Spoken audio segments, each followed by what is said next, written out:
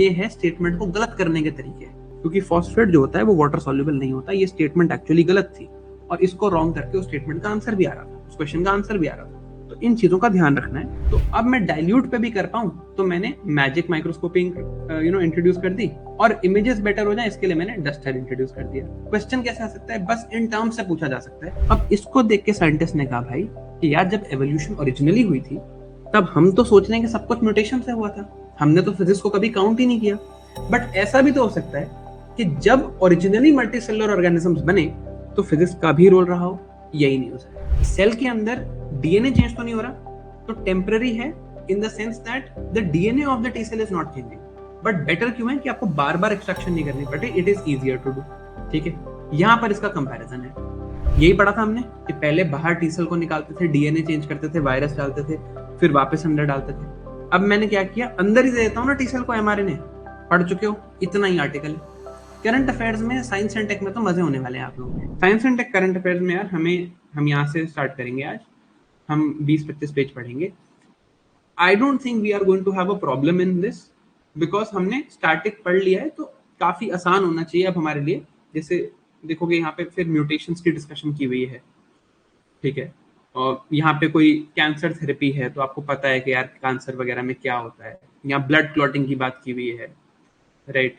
यहाँ पे DNA fingerprinting आया हुआ है, short tandem repeats, mitochondrial DNA analysis, newspaper से उठाया हुआ है, मैंने नहीं बनाया। ठीक है, polymerase chain reaction, gel electrophoresis, अब ये मैं आपको पढ़ाऊंगा नहीं, right. I don't think I need to teach you this, right. Y chromosome analysis, single nucleotide polymorphism, सब पढ़ चुके हैं हम। ऐसा कुछ भी है यहाँ पे जो आपको ना पता हो? Literally literally these terms you know.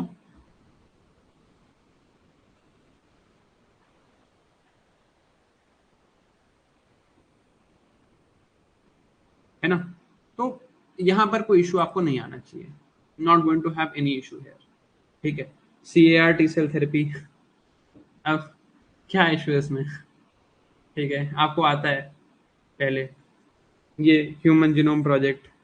मैं बस आपको एक जल्दी से दिखा रहा हूं ताकि आपको समझ आ जाए कि आप ऑलमोस्ट सब कुछ कॉन्सेप्ट पढ़ चुके हो। ठीक है, ये चलो ये एक नई चीज हो सकती है। ठीक है, प्रोटॉन क्या होता है, एमिट कैसे करता है वगैरह। न्यूट्रिनो हमने पढ़ा था अबाउट एंटी मैटर वगैरह, राइट, डार्क मैटर, ये वो एक्सेट्रा एक्सेट्रा। ठीक है, ये ग्रेविटी पे, जनरल थ्योरी ऑफ रिलेटिविटी पे एक चीज आई हुई है। ठीक है, देन यहाँ पर वो piezo electric effect, nano particles को यूज किया गया है, ये डिस्कशन आया हुआ है। जस्ट जल्दी से दिखा रहा हूँ। ये एक आर्टिकल थोड़ा सा टफ है भाई, ठीक है, टेलीविजन स्क्रीन, बट इस पे क्वेश्चन जरूर आएगा, देख लेना, क्योंकि इसमें कोई इंडियन डिस्कवरी हुई है। यहाँ पे टाइम लगेगा। बाकी सुपर हीटेड गोल्ड में कुछ नहीं है। ब्लैक होल मर्जर हो गया, अब आपको पता है ग्रेविटेशनल वेव जनरेट होगी यार, है ना। यूनिवर्स में टॉप बॉटम नहीं है, should not be a problem, right. यहाँ पे कुछ एक आधी नई न्यूज है। देन भाई PSLV में कुछ फेल हो गया था। ठीक है, तो अब यहाँ पे PSLV की डिस्क्रिप्शन कि सॉलिड लिक्विड होता है। थर्ड स्टेज जो सॉलिड था ना, उसमें फेल हुआ था। ठीक है, यहाँ पे अब ये बताया हुआ है कि यार अच्छा इसमें क्या क्या यूज होता है। ठीक है, then space based surveillance 3, India 52 satellites ला रहा है, पढ़ चुके हैं। ठीक है, एक चीज नहीं पढ़ेंगे, चंद्रयान 4 हमने पढ़ा था कि सैंपल रिटर्न मिशन है। अब चंद्रयान 5 की थोड़ी सी डिस्क्रिप्शन आई है, राइट। ये हमारे लॉन्च व्हीकल्स हैं, पढ़ चुके हैं। ठीक है, स्पेडएक्स क्या होता है, स्पेस डॉकिंग, पढ़ चुके हैं। पहले सर्कुलर ऑर्बिट में कर रहे थे, अब इलिप्टिकल ऑर्बिट में कर रहे हैं। क्या फर्क होगा सोच सकते हो, राइट, इसका भी डिफरेंस पढ़ चुके हो। ठीक है, सिंथेटिक अपर्चर रेडार एक नई चीज है जो इस बार लॉन्च हुआ है, जो हमें पढ़ना है। And that's it, this is like 20 pages of current affairs. This covers complete में and I think 80% of June. 2 महीने के करंट अफेयर्स हैं ये साइंस एंड टेक के। सारे articles as you know are mapped directly from, you know, हम हिंदू से map करते हैं इसको, तो आप इस पे क्लिक करके at any time you can go and you can open the Hindu's website and you will see the article. ठीक है, तो it is directly map to whatever we, ये जहाँ पे जो ये है, यहाँ पे लिंक अटैच्ड है, right. So again I am telling you, it's not going to be a problem in science and tech. नहीं आएगी प्रॉब्लम, क्योंकि हमने मेहनत कर ली है। ठीक है, अब आप ले लो break, just wanted to give you this confidence. I hope आपको भी देख के लग रहा हो कि आसान है, ये हम कर लेंगे मैनेज, इसमें कुछ है ही नहीं। ठीक है, इसमें नई चीजें क्या हैं, इसमें बस थोड़ी थोड़ी न्यूज है।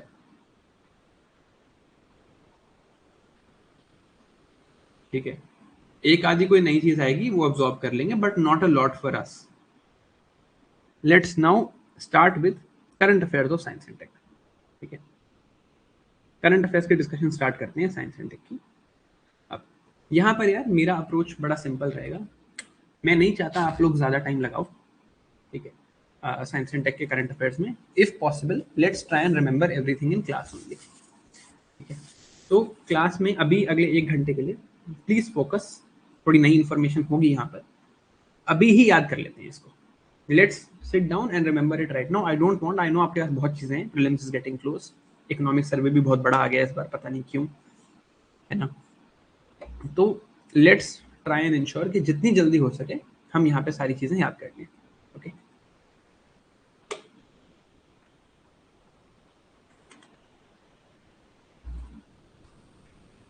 ठीक है, सो लेट्स स्टार्ट।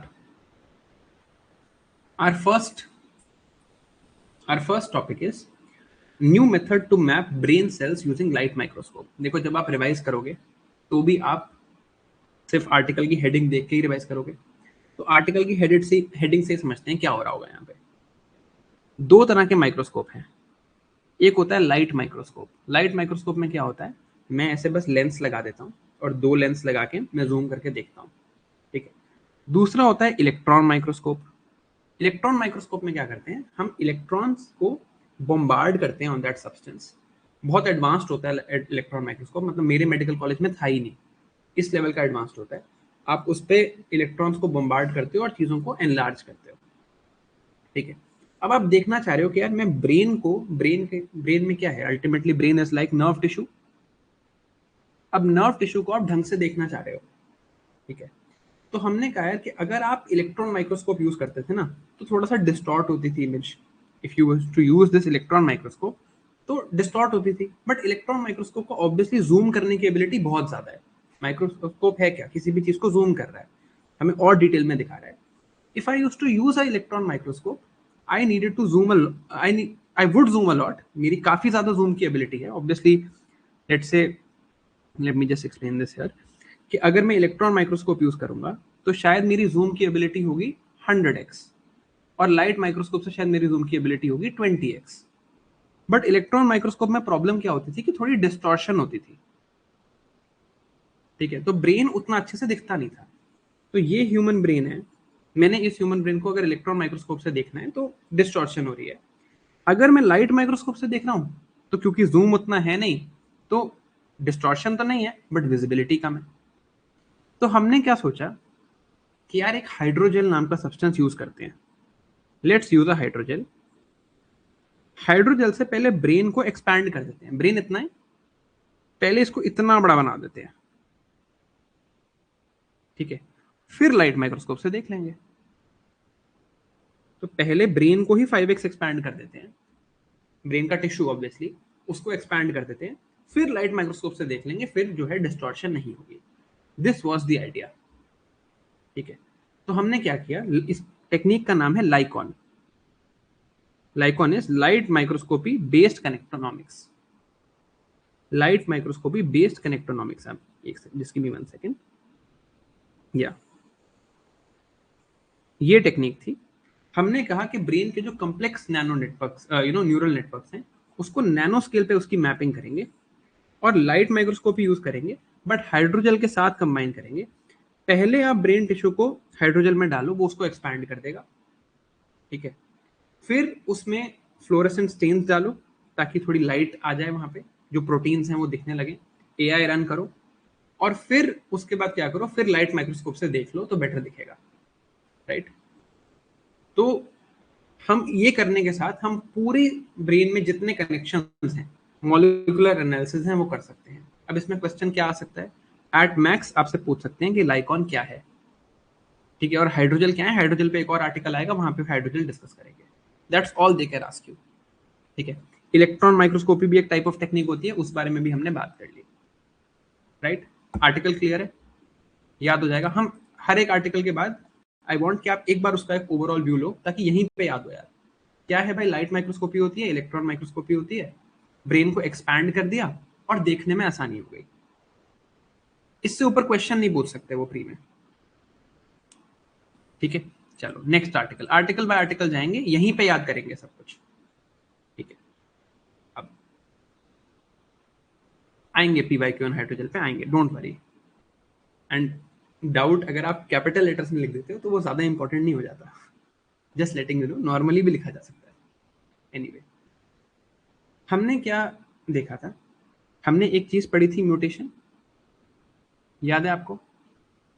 हमने साइंस एंड टेक में म्यूटेशन पढ़ी थी, हमने म्यूटाजेन्स भी पढ़े थे। म्यूटाजेन्स मीन्स म्यूटेशन जेनरेटिंग मॉलिक्यूल। जैसे मैंने आपको बताया था कोई ज्यादा स्मोकिंग करता है तो म्यूटेशन होने के चांस ज्यादा है, राइट। तो ये देखा गया है कि ब्लू लाइट जो है, the idea of blue light में will it have more energy और less energy than red light? एक बार ये बता दो, मोर एनर्जी और less energy than red light.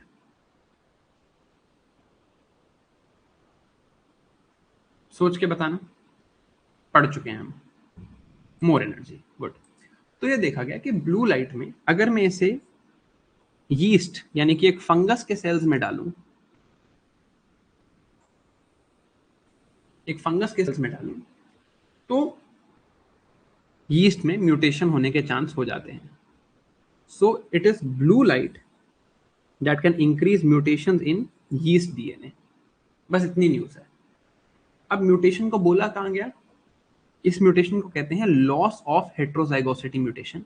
ये क्या होती है ये जानने की बिल्कुल जरूरत नहीं है, they can not ask you loss of heterozygosity, ये काफी डिटेल्ड डिस्कशन हो जाएगी, तो इसको छोड़ देते हैं, ठीक है। क्यों होता है, इन्हें समझ आया कि यार ब्लू लाइट देते हैं ना, तो एक बात, एक चीज बनती है बॉडी में कॉल्ड रिएक्टिव ऑक्सीजन स्पीशीज। इनको हम कभी कभी फ्री रेडिकल्स भी कहते हैं।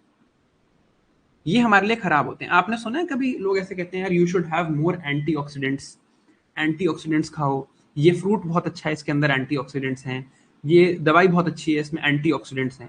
It is to fight this reactive oxygen species. Have you heard this term? Antioxidant word सुना है आपने कभी ना कभी, कभी खाने के कॉन्टेक्स्ट में जरूर सुना होगा,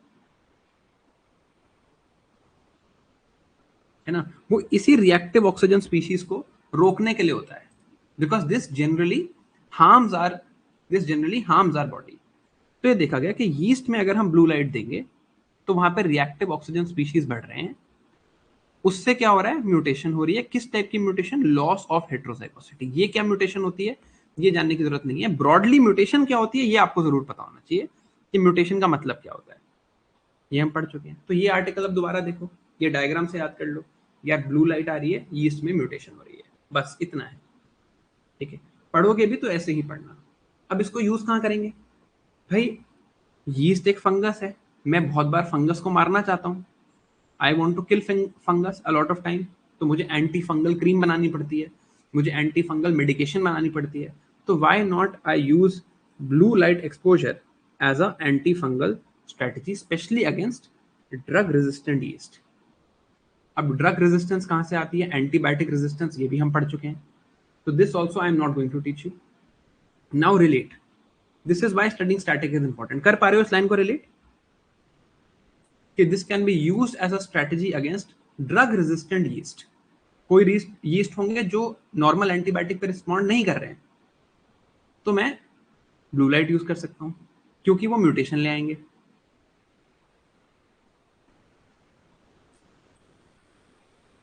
समझ आ रहा है? Done. Next article, arc therapy beats tricky cancer while sparing nearby tissue. क्या नाम है, एक नई आर्क थेरेपी आई है, क्या नाम है उसका, step and shoot spot scanning proton arc therapy, नाम दिया गया है स्पार्क। क्या करते हैं हम, ट्यूमर सेल्स, अब ट्यूमर याद करो, कैंसर में मेन प्रॉब्लम क्या थी, कैंसर में मेन प्रॉब्लम थी यार कि ये देखो ये हमारे ही सेल्स हैं, बस ज्यादा डिवाइड कर रहे हैं। एक ऑन्कोजीन नाम की चीज भी हमने पढ़ी थी, है ना। तो हमने देखा कि यार अगर हम इन पे प्रोटॉन्स फेंकें, प्रोटॉन्स भी क्या होते हैं भी हम पढ़ चुके हैं, ठीक है। हम इन पे प्रोटॉन्स टारगेट करें अगर, तो प्रोटॉन्स टारगेट करके जो स्पेसिफिक कैंसर सेल हैं उनको किल किया जा सकता है, जो आसपास हमारे टिश्यूज हैं वो बच जाएंगे। यही चीज हम करना चाह रहे थे, CAR टी सेल थेरेपी में भी यही करना चाह रहे थे। और ये स्पेशली वहां काम आएगा जो एनाटॉमिकली कॉम्प्लेक्स एरियाज है, जहां पर बहुत सारे टिश्यू साथ में हैं, वहां पर और मुश्किल है कैंसर सेल को मारना। तो एनाटॉमिकली कॉम्प्लेक्स एरियाज में, जैसे बेस ऑफ स्कल, यहाँ लिखा है पीछे base of skull, in areas में काफी काम की चीज है, ठीक है। तो क्यों? क्योंकि कोलैटरल डैमेज कम होगा। अब मुझे कैंसर पता है, मुझे कैंसर का लॉजिक पता है, मुझे प्रोटॉन पता है, मैंने क्या जानना है कि यार एक स्पार्क नाम की थेरेपी है जिसमें हम प्रोटॉन शूट कर रहे हैं, कैंसर इसमें बेटर ट्रीट होता है, स्पेशली कॉम्प्लेक्स एरियाज में। सिर्फ आर्टिकल का नाम ये पढ़ के ये रिवाइज हो जाएगा? इतना ही क्वेश्चन आ सकता है इसमें, इतना ही क्वेश्चन आ सकता है, हो जाएगा यार।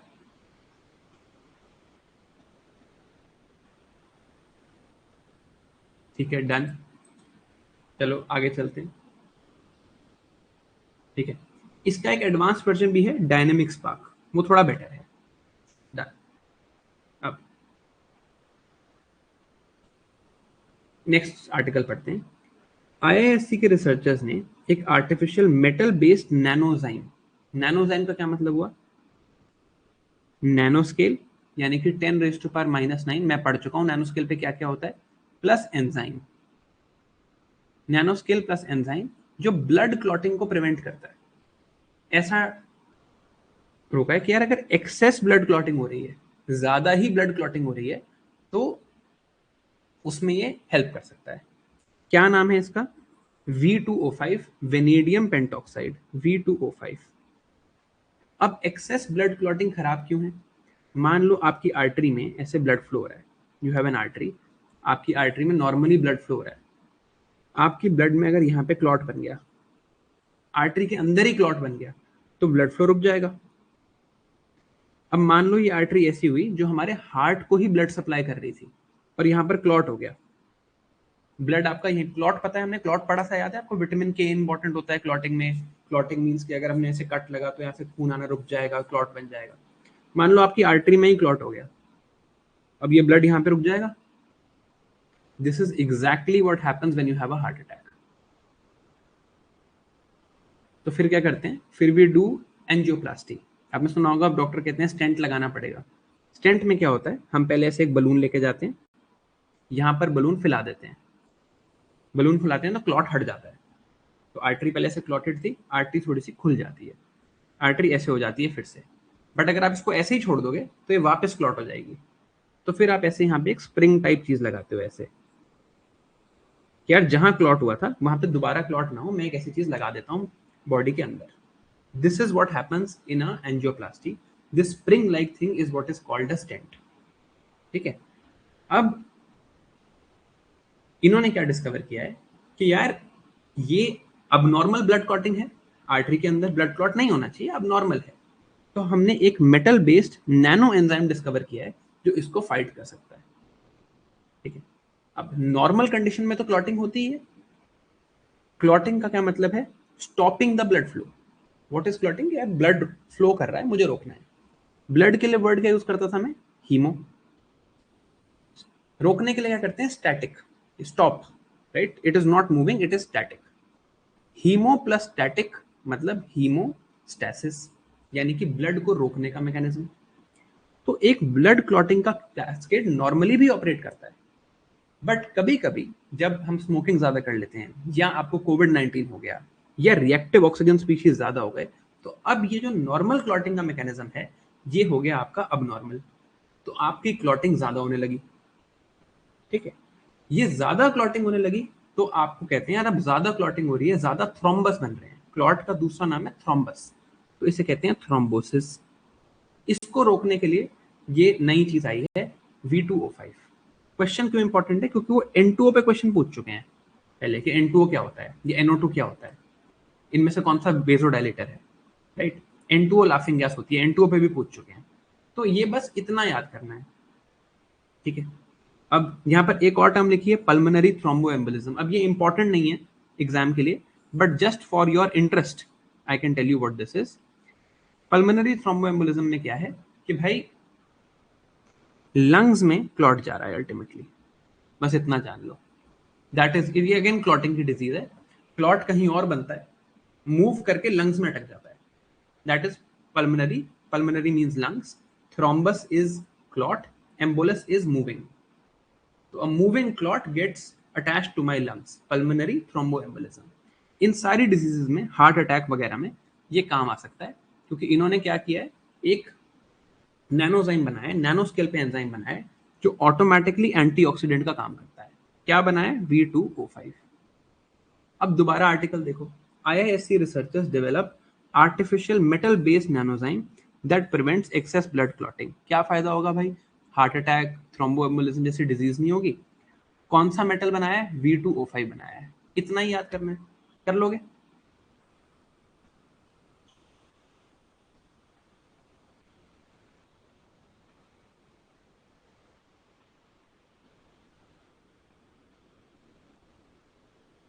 इतना ही करना है, ठीक है। ज्यादा डिटेल में नहीं जाएंगे, यहीं पे याद होंगे, ठीक है। क्या इसको पेटेंट किया जा सकता है? Great question. ऑफ कोर्स किया जा सकता है। It is like a new medicine, inventive step है, इंडस्ट्रियल एप्लीकेशन है। तो बिल्कुल, अगर ये सेफ मिला मिला अभी सिर्फ इन्वेंट हुआ है, अभी इस पे ट्रायल होगा, इसकी एफिशिएंसी देखी जाएगी, तो हम कहेंगे कि यार हाँ ठीक है, फिर उसको पेटेंट कर सकते हैं, ठीक है। अब चलो, let's come to cryo electron microscopy. नाम से बताओ क्रायो इलेक्ट्रॉन माइक्रोस्कोपी में क्या हो रहा होगा? क्रायो वर्ड आपको पता है, इलेक्ट्रॉन वर्ड आपको पता है, क्या हो रहा होगा क्रायो इलेक्ट्रॉन माइक्रोस्कोपी में?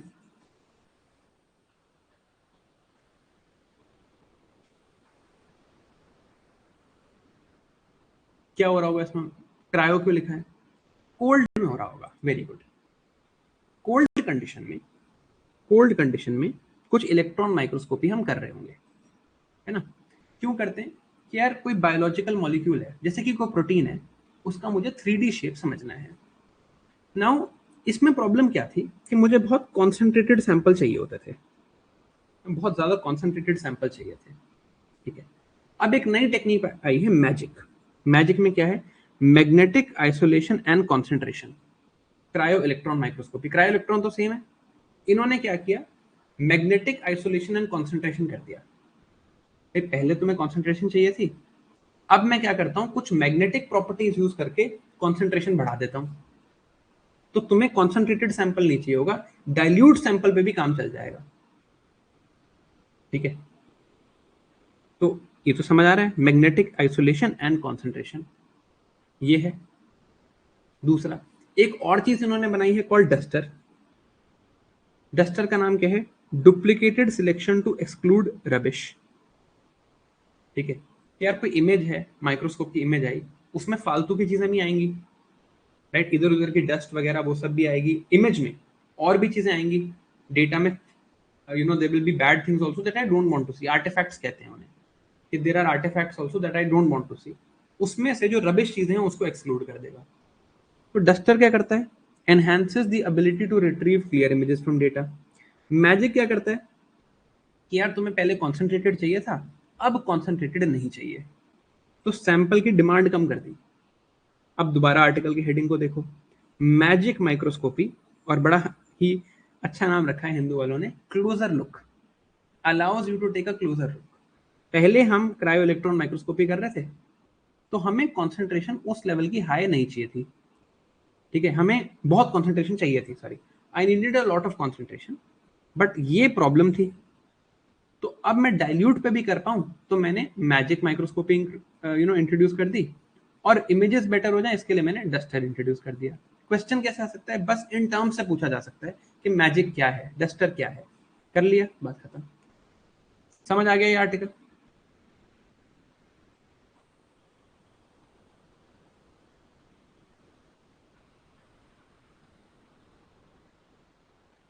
समझ आ गया आर्टिकल, इसमें तो कुछ नहीं है। यहीं पे याद भी हो गया, यहीं पे याद करेंगे, बहुत काम है आप लोगों को घर जाके, है ना, यहीं याद करेंगे। ठीक है, ठीक है, चलो अब ये आर्टिकल, इस पे क्वेश्चन आ सकता है, इस पे मुझे लग रहा है जेन्युइनली डिटेल्ड क्वेश्चन आ सकता है, चांसेस ज्यादा हैं। तो लेट्स लुक एट दिस। इसमें क्या कह रहे हैं, एक सेकेंड यार। इसमें बात हुई थी कि यार जब AI-171 क्रैश हुआ था, इसके क्रैश की भी साइंस एंड टेक हम पढ़ चुके हैं, ब्लैक बॉक्स वगैरह वो डिस्कस कर चुके हैं। जब क्रैश हुआ था तो जो विक्टिम्स थे उनकी तो बॉडीज बर्न थी, तो आइडेंटिफाई कैसे किया? ठीक है, आइडेंटिफाई किया हमने यूजिंग डीएनए फिंगरप्रिंटिंग। अब बेस्ट बात पता है क्या है इस न्यूज की, कि ये न्यूज अब आपने मुझे पढ़ानी है, क्योंकि मैं तो आपको पढ़ा चुका हूं डीएनए फिंगरप्रिंटिंग। तो अब आप मुझे बताओ भाई, डीएनए फिंगरप्रिंटिंग में हमने क्या क्या पढ़ा है, क्या क्या आपको पता है? What are the terms that you remember, what are the things that you remember? क्योंकि ये मैं आपको नहीं पढ़ाऊंगा, ये आप मुझे पढ़ाओगे। बताओ क्या क्या याद है आपको in DNA fingerprinting? VNTR, STR, satellite DNA, question आ चुका है माइक्रो सैटेलाइट पे। 0.1% is unique, non coding part.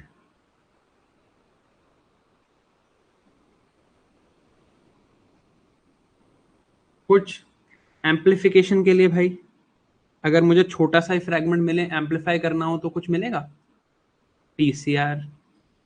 कुछ फ्रैगमेंट्स के सेपरेशन के लिए, कुछ फ्रैगमेंट बन जाएं तो सेपरेशन के लिए क्या मिलेगा?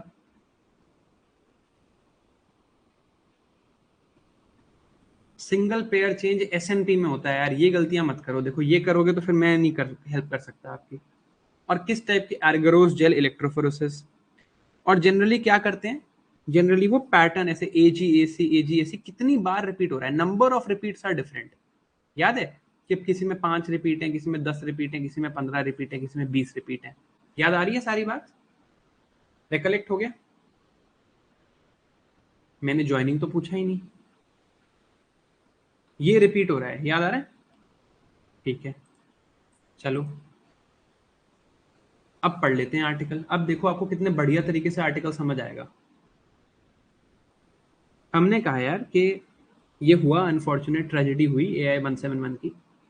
ठीक है, 0.1% of unique human DNA, primarily short tandem repeats को हम एनालाइज करेंगे।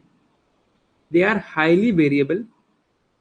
ठीक है, और वो डीकम्पोज रिमेन से भी निकल सकते हैं। मैच किससे करेंगे? अब डीएनए तो मिल गया, पहले या तो उनका डीएनए स्टोर्ड हो तो पेरेंट्स से मैच कर लेंगे, चिल्ड्रन से मैच कर लेंगे, तो आइडिया हो जाता है कि हाँ ये मेरे ही पेरेंट का डीएनए है वगैरह, इससे पता कर सकते हैं। ठीक है, -20 और 95% एथेनॉल में इसको स्टोर करते हैं, ये एक नई इंफॉर्मेशन है। PCR एम्पलीफाइज डीएनए आपको आता है। जेल इलेक्ट्रोफोरेसिस सेपरेट्स डीएनए ताकि आप अलग से STR प्रोफाइल को ले आओ। मास फर्टेलिटी इवेंट, जहां बहुत सारे लोगों की डेथ होती है, वहां पर इसको यूज करते हैं। शॉर्ट टैंडम रिपीट्स क्या हैं? न्यूक्लियस के डीएनए में मिलते हैं शॉर्ट टैंडम रिपीट्स। ठीक है, और इसमें क्या पता चलता है, इसमें वही नंबर ऑफ रिपीट्स डिफरेंट होता है। दूसरा, आप माइटोकॉन्ड्रियल डीएनए एनालिसिस भी कर सकते हो। अब अगर माइटोकॉन्ड्रियल डीएनए एनालिसिस करोगे, कब करोगे कि यार मुझे न्यूक्लियस से डीएनए नहीं मिल रहा, तो चलो माइटोकॉन्ड्रियल डीएनए एनालाइज कर लेते हैं। बट माइटोकॉन्ड्रियल डीएनए क्या दोनों पेरेंट्स से सिमिलर होगा? क्या दोनों पेरेंट्स से सिमिलर होगा माइटोकॉन्ड्रियल डीएनए? मदर से सिमिलर होगा, ये बात भी आपको पता है ना? कि यार चलो फिर उससे क्या होगा, माइटोकॉन्ड्रियल डीएनए लिया तो मदर से एनालाइज कर लिया। ठीक है, और थोड़ा सा इजियर है टू रिकवर। ठीक है, दूसरा, अब भाई अगर ये नहीं मिला तो वाई क्रोमोसोम एनालिसिस कर लिया।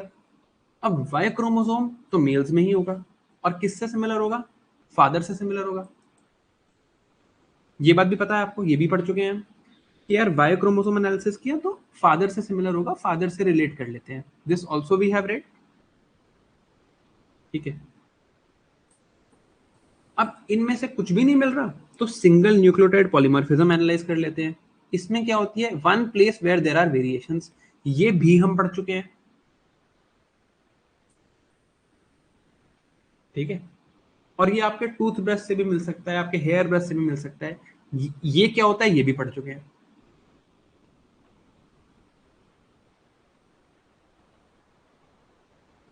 बायोमार्कर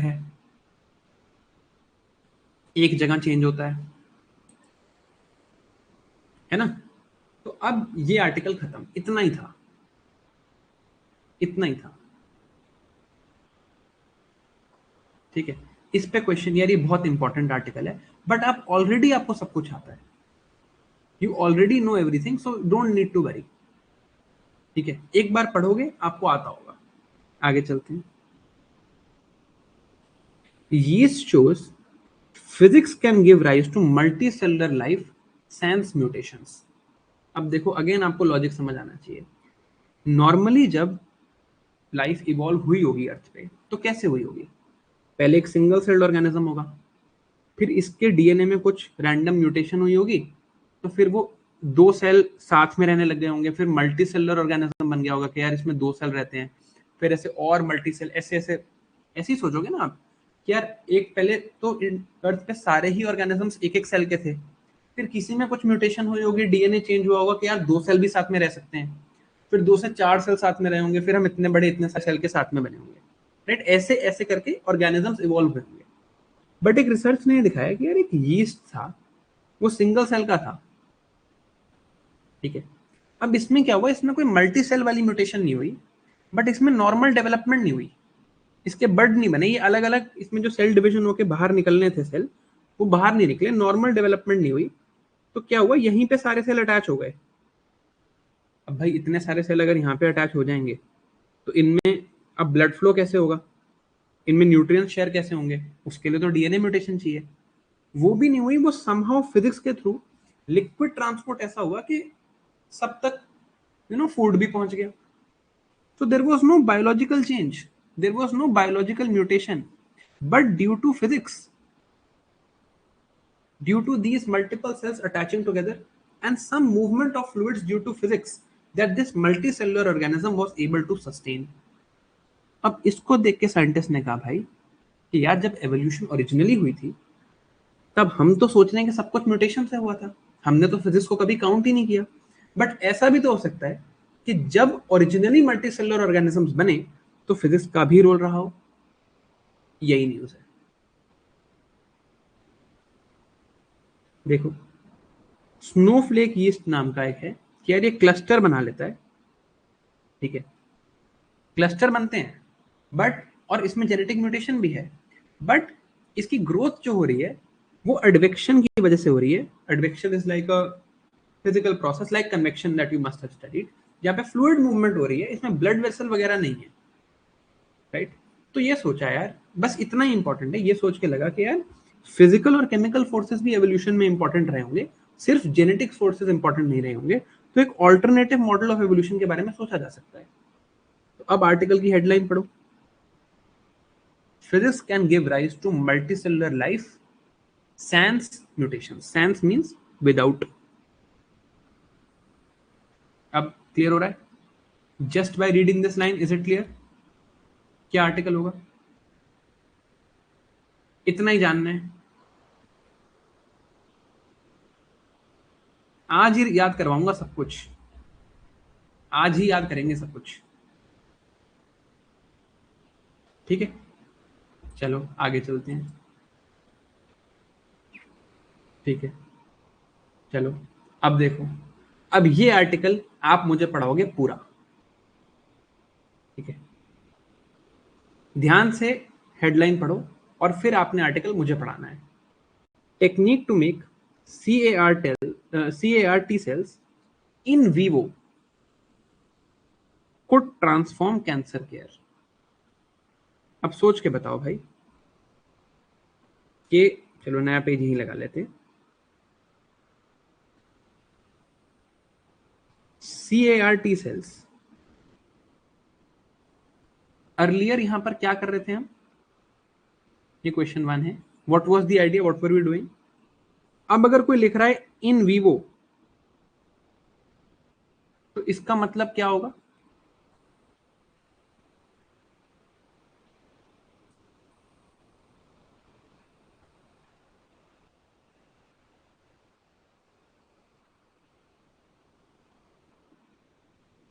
पहले अर्लियर वाला बताओ ना।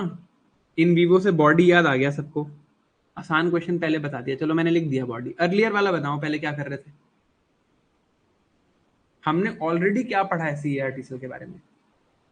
Very good. I use to take out T cell. मैंने क्या करा था? टी सेल को बाहर निकालता था। इसमें एक काइमेरिक एंटीजन रिसेप्टर, एक नया रिसेप्टर डेवलप करता था जिसमें एंटीजन रिकॉग्निशन होती थी फॉर कैंसर सेल्स। ठीक है, ये काइमेरिक एंटीजन रिसेप्टर को समझ के, once we understood this chimeric antigen receptor, I got this chimeric antigen receptor. With this antigen receptor I used to kill cancer cells. मैं cancer cells को किल करता था। This is what I was doing. अब मैं कह रहा हूं कि नहीं यार, I will make this in the body only. मैं टी सेल को बाहर नहीं निकालूंगा। टी सेल में बाहर निकालता था, कैसे करता था? इसका डीएनए मॉडिफाई करता था। कैसे करता था? वायरस यूज करके करता था, है ना? याद होगा, ये पढ़ चुके हैं स्टैटिक में। अब मैं क्या करूंगा? मैं बॉडी के अंदर ही करूंगा। अब मैं क्या यूज करूंगा? मैं इन टी सेल्स को, ये भी पढ़ा हुआ है आप लोगों ने, एक लिपिड कोटेड एमआरएनए दे दूंगा। अब इतने से आपको सब समझ आ जाना चाहिए कि भाई ये टी सेल है, मैं इसके अंदर ये एक लिपिड कोटिंग वाला एमआरएनए दे दूंगा।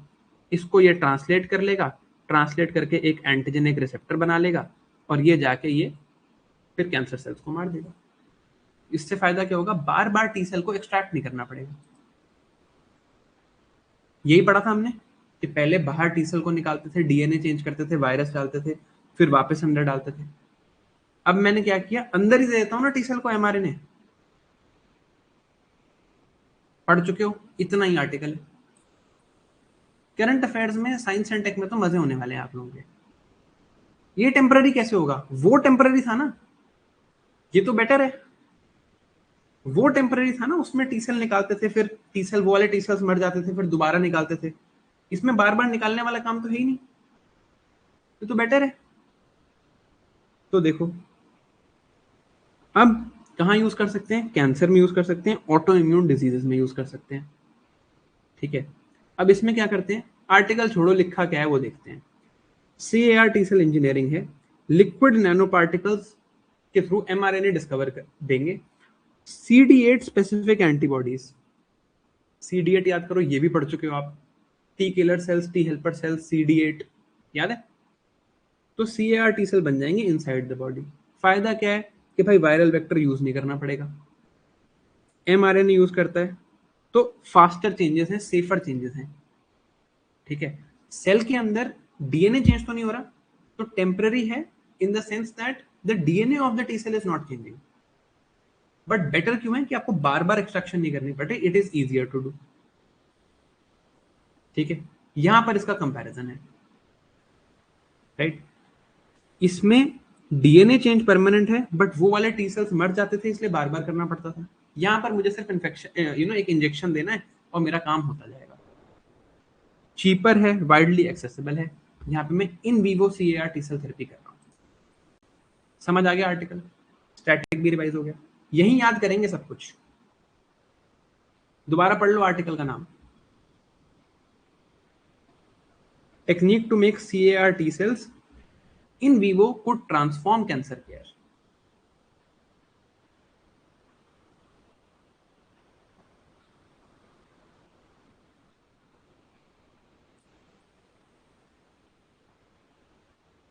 है ना? ठीक है, चलो आगे चलते हैं। अब ये देखते हैं, एक नया फंगस निकला है, ठीक है, जिसका नाम है नोबल रॉट। रॉट मतलब डिजीज। ठीक है, अब ग्रेप्स को इन्फेक्ट करता है। ठीक है, ग्रेप्स को इन्फेक्ट करता है। अब ये डिस्कवर किया गया अमेजिंगली कि इस फंगस से जो ग्रेप्स इन्फेक्ट होते थे, उसमें क्या होता था? ये वाटर निकाल देता था और शुगर बढ़ा देता था, तो और बढ़िया वाइन बन रही है। ठीक है, तो और बढ़िया वाइन बन रही है। तो इसलिए इसे कहा गया नोबल रॉट। रॉट तो है, फंगस तो है, but it is noble, it's good for us. ठीक है। अब ठीक है, बट फिर हमने कहा यार इसको, ये बोटाइरिस नाम है इसका, कहा यार बोट्राइटिस को अब क्लोन कर लो। ये इसमें सबसे बड़ी डिस्कवरी थी कि इनको क्लोन नहीं किया जा सकता था। क्यों? बहुत ही वियर्ड चीज है कि किसी भी न्यूक्लियस में कंप्लीट सेट ऑफ क्रोमोसोम्स नहीं है। क्रोमोसोम्स भी न्यूक्लियस में डिस्ट्रीब्यूटेड है। जैसे ह्यूमंस में तो हमने क्या पढ़ा है, 23 पेयर्स ऑफ क्रोमोसोम्स। हर जहां पे न्यूक्लियस होगा वहां पे आपको 46 क्रोमोसोम्स मिल जाएंगे, 23 पेयर मिल जाएंगे।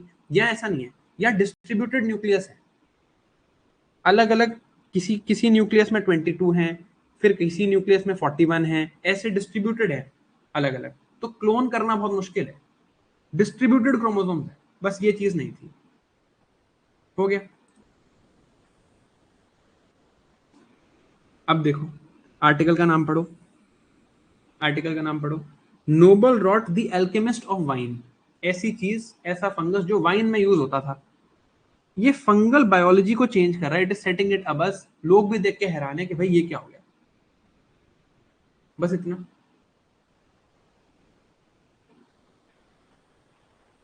अरे ये टेम्पररी वाली चीज समझ नहीं आ रही क्या? देखो मैं टेम्पररी वाली बात एक बार दोबारा समझा देता हूँ। एक किसी का डाउट है तो let me just address it. Conventional CR T cell therapy में मैं क्या करता हूँ, मैंने टी सेल निकाला, टी सेल का डीएनए चेंज किया यूजिंग वायरस। ठीक है। अब क्या डीएनए चेंज परमानेंट है? बिल्कुल परमानेंट है। टी सेल में CR T cell therapy, CR T cell बन गया, इसको मैंने वापस पेशेंट में डाल दिया। Is the DNA change permanent? yes, it is permanent, but this T cell will die after some time. मैंने कुछ, let's say I extracted 100 T cells. 100 T cells will not live forever. My every day some new cells are being formed, some old cells are dying. ये 100 cells अब मर गए मेरी body के। Now I need to extract 100 more T cells, do the same thing again, then maybe 1 month later do the same thing again. Process is not permanent. DNA change is permanent, process needs to be repeated over and over, ये हमने पढ़ा था। In this new method I again will have to do the process over and over again, but this process that I am doing now over and over again with mRNA, this I just have to give an injection. So it is a easier treatment compared to this temporary treatment. But in case of mRNA, am I making any permanent DNA changes? Answer is no. Clear? वो actually I think हम process और DNA में confuse हो गए, तो ये चीज आपको समझ आ जानी चाहिए। प्रोसेस और डीएनए में कंफ्यूज हो गए, तो I think now it should.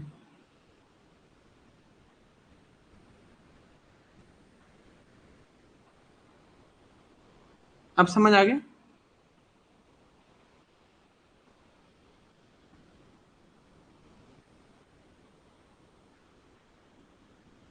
ठीक है, इतनी इतनी डेप्थ में जाने की जरूरत नहीं है। Don't need to go in this much depth. नहीं नहीं पूछता कोई इतना, अगर इतना टफ आ गया ना तो फिर किसी से सही नहीं होना है, आप ही करोगे सही बस। ठीक है, तो ठीक है, बट ब्रॉडली आई होप ये क्लियर है ना यार। इस पे क्वेश्चन आ सकता है। इन विवो से समझ आ रहा है ना, मैं टी सेल को बॉडी के अंदर बना रहा हूं, उसका डीएनए चेंज नहीं कर रहा हूं, मैं तो दे ही एमआरएनए रहा हूं, है ना। Is this clear? This topic is clear ना? एक बार यस लिख दो यार, फिर आगे चलेंगे। ठीक है, ऑल राइट, चलो। अब सिंथेटिक जीनोम। सिंथेटिक, सिंथेटिक मतलब क्या होता है? Human made. Human made genome, genome क्या होता है? पूरा डीएनए। अभी तक हमने क्या किया? Human genome project. Human genome project में क्या आइडिया था कि यार हम रीड करते हैं, let me read what is written. तो ये ह्यूमन डीएनए है, ठीक है। मैं इस ह्यूमन डीएनए को यार रीड कर लेता हूं, let me read what is written. तो बात समझ आ रही है? अब मैं क्या कर रहा हूं? Let me write it. मैं सिंथेटिकली, मैं डीएनए में हमने क्या देखा था, what did I see in DNA, I saw that यार in DNA there is a sugar phosphate backbone, sugar phosphate backbone थी ऐसे, शुगर फॉस्फेट ऐसे था, और यहाँ से एक एडेनिन, यहाँ से ग्वानिन ऐसे था, और दो स्ट्रैंड थे, यहाँ पर भी ऐसा स्ट्रैंड था, यहाँ पे बॉन्डिंग ऐसा कुछ देखा था। अब भाई लैब में मेरे पास शुगर भी है, फॉस्फेट भी है, और मैं एडेनिन भी बना सकता हूँ। So can I now completely produce a synthetic DNA? Now I am not trying to read the human genome, I am trying to write the human genome. This project has now started called Synthetic Genome, trying to make DNA from scratch.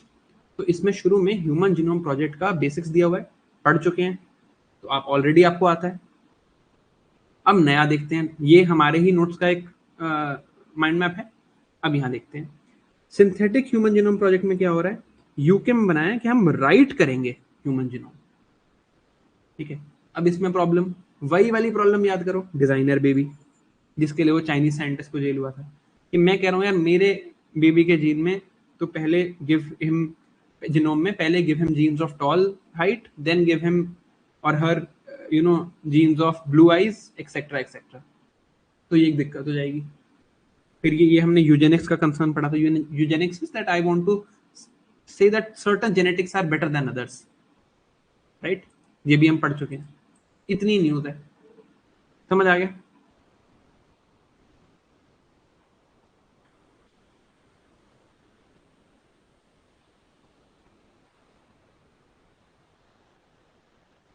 ठीक है, चलो next देखते हैं, next देखते हैं। अब ये देखो यहाँ क्या हो रहा है, हम कह रहे हैं भाई कि एक राइस वैरायटी है, ठीक है, एक राइस वैरायटी है, उसमें फॉस्फोरस की जरूरत होती है, right, you generally need phosphorus in a rice variety. India में वैसे भी सॉइल में बहुत फॉस्फोरस डेफिशिएंसी है, आपने पढ़ा भी होगा कि there are three major macronutrients that you supply through the soil: nitrogen, phosphorus and potassium. अब फॉस्फोरस कैसे आता है प्लांट में, राइस में, रूट में कुछ ट्रांसपोर्टर हैं, इनका नाम ये है OSPHO1, OSPHO1, OSPHO2, ये वो ट्रांसपोर्टर्स हैं जिनके थ्रू राइस प्लांट फॉस्फोरस लेता है, ठीक है। अब हमने क्या किया, हमने देखा यार कि फॉस्फोरस पहले ही इंडिया डेफिशिएंट है, बट फॉस्फोरस के फायदे बहुत हैं।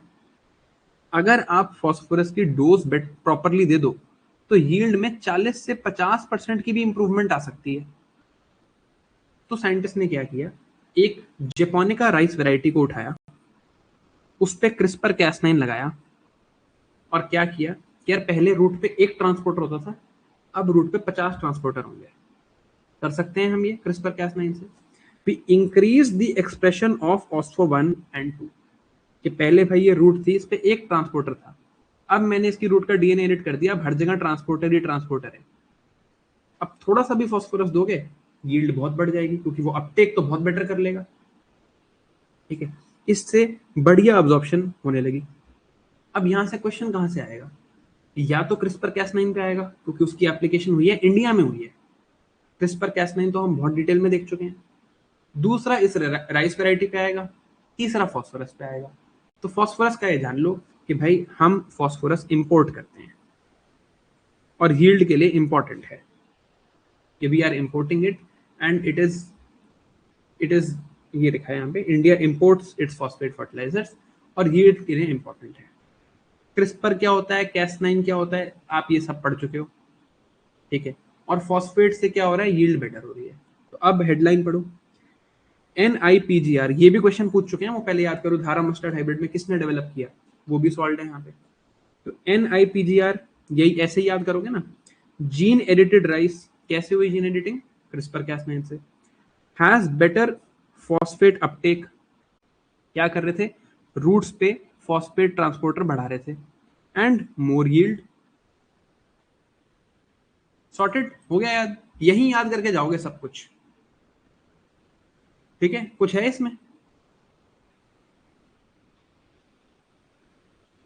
हो गया तो कुछ भी नहीं है, बस लाइन पढ़ी और याद, ठीक है। अब एक क्वेश्चन बता देता हूं जो फॉस्फेट फर्टिलाइजर पे आया था। हो गया यार, ऐसे मत बोलो, देखो सबको याद हो गया अपूर्वा, तो आपको भी करना है, नहीं हुआ तो दोबारा देखो फिर। फॉस्फेट फर्टिलाइजर पे क्वेश्चन आया था, आई थिंक 2020 में आया था शायद। फॉस्फेट फर्टिलाइजर ना वाटर सॉल्युबल नहीं होते, यहाँ पे लिखा भी हुआ है इनसॉल्युबल कंपाउंड्स। तो उस क्वेश्चन की स्टेटमेंट ये थी, वो क्वेश्चन एक्चुअली फर्टिगेशन ट्रीटमेंट पे था। फर्टिगेशन में क्या करते हैं, we mix water and fertiliser, ठीक है। एंड इसमें क्या पूछा था, वाटर एंड फर्टिलाइजर मिक्स करके ये कहा था कि यार with fertigation, all fertilizers can be easily applied, including phosphate fertilizer. Statement exactly ये थी, with fertigation, all fertilizers, including phosphate fertilizers, can be easily applied. अब अगर आपको कुछ नहीं भी पता ना फॉस्फेट फर्टिलाइजर के बारे में, तो मुझे एक बात बताओ, अगर मुझे फर्टिगेशन की बात करनी होती तो मैं कहता all fertilisers can be easily applied. ये इंक्लूडिंग फॉस्फेट फर्टिलाइजर स्टेटमेंट में डालने का मतलब क्या है, ये है स्टेटमेंट को गलत करने के तरीके, क्योंकि फॉस्फेट जो होता है वो वाटर सॉल्युबल नहीं होता। ये स्टेटमेंट एक्चुअली गलत थी, और इसको रॉन्ग करके उस स्टेटमेंट का आंसर भी आ रहा था, उस क्वेश्चन का आंसर भी आ रहा था। तो इन चीजों का ध्यान रखना है। पीवाईक्यू भी आया हुआ है, तो हो सकता है इस दोबारा आ जाए क्वेश्चन। ठीक है, समझ आ गया? आगे पे चलें, नेक्स्ट पे चलें।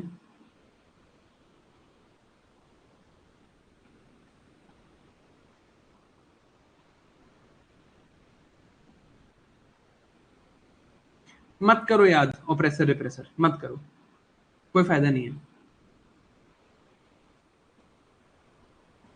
नॉट द रिप्रेसर मत करो याद यार, don't remember it, honestly it's not going to help, it's too much detail. याद करो, अगर याद करना है तो मैं बता देता हूँ, आपको याद होगा वो ट्रांसक्रिप्शन फैक्टर्स, ये बेसिकली ऑपरेसर रिप्रेसर अगर आपको याद करना है, याद है आपको transcription factors, you remember their transcription factors. Transcription factors को हम लगाते हैं activator site, repressor site, activator site, repressor site, ये सब होता है। तो वो है transcription factor, but you don't need to remember कि क्या चेंज हुआ है। ये समझ आ रहा है, ये समझ आ रहा है, ये क्या है, यू रिमेंबर दिस। यहाँ पे हम क्या कर रहे हैं कि हमने रूट पे फॉस्फोरस अपटेक बढ़ा दिया, बस। ठीक है, ठीक है। हाइड्रोजेल क्या है, hydrogel is a type of substance, hydrogel is a type of substance which is, hydrogel is a type of substance which is biocompatible, you can actually use it inside your body। ठीक है, इस hydro, इस पे और बहुत articles हैं, तो जब एक डिटेल्ड आर्टिकल है इन द मंथ ऑफ सितंबर अक्टूबर, तो वहां पर हाइड्रोजेल्स को बहुत डिटेल में देखेंगे। बट जो ये हाइड्रोजेल है, it is actually used, hydrogel is actually used for creating some parts or some molecules that I can use inside the body। inside the body कुछ molecules यूज करने के लिए मैं हाइड्रोजेल को यूज करता हूँ। तो इससे हमने क्या किया, अभी हमने कॉन्टैक्ट लेंसेज बनाए हैं। Right now we can not see infrared light, अभी हम इंफ्रारेड तो नहीं देख पाते, हम सिर्फ विजिबल लाइट देख पाते हैं, ना हम अल्ट्रावायलेट देख पाते हैं, ना हम इंफ्रारेड देख पाते हैं। Using these hydrogen lenses, using these hydrogen lenses, और क्वेश्चन कोई पूछ रहा था इस पे क्या था, क्वेश्चन यही था कि इन सब में से हाइड्रोजन को कहाँ कहाँ यूज करते हैं, उसकी कोई प्रॉपर्टीज पे नहीं था।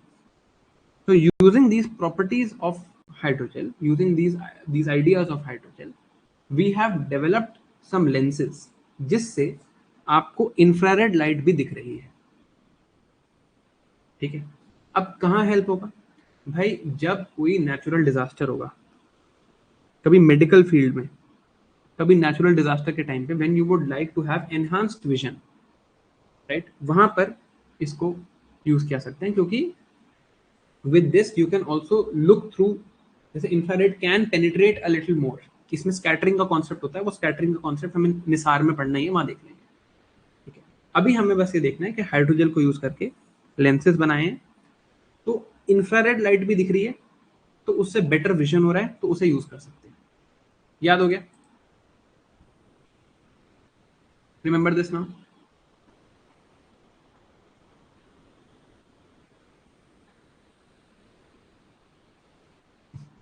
सुविधि ने बोला है घोस्ट हंटिंग टूल, कोई कह रहा है मिस्टर इंडिया। यार विजन बेटर हो जाएगा ना, कोई कह रहा है यूज क्लियर नहीं है, देखो मेरा विजन बेटर हो जाएगा if I have better vision, if I have better vision, right, I can look better. अब मैं इंफ्रारेड भी देख सकता हूँ तो मुझे बेटर दिखेगा, actually I can penetrate through, जहाँ पे you know, actually just wait for this, ना अभी एक्चुअली इस पे डिटेल में नहीं जाते, जस्ट याद रखना इंफ्रारेड लाइट की वेवलेंथ कैसे होगी यार, what will happen to the wavelength of infrared light, visible light से कम होगी या ज्यादा होगी, विजिबल लाइट से कम होगी या ज्यादा होगी वेवलेंथ, समझ आ जाएगा आपको पक्का, यूज आएंगे निसार पे तब आ जाएगा। इंफ्रारेड लाइट की वेवलेंथ बताओ कैसी होगी। इन यार कंफ्यूज नहीं होना, इसको कैसे सॉल्व करना है। इंफ्रारेड लाइट की एनर्जी कैसी है, एनर्जी कम है, energy is inversely proportional to wavelength, मतलब वेवलेंथ ज्यादा है, सिंपल।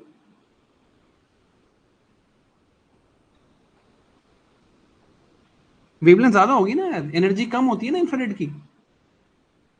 ये गलतियां मत करो यार प्लीज, कितना टाइम डिस्कस किया है हमने क्लास में।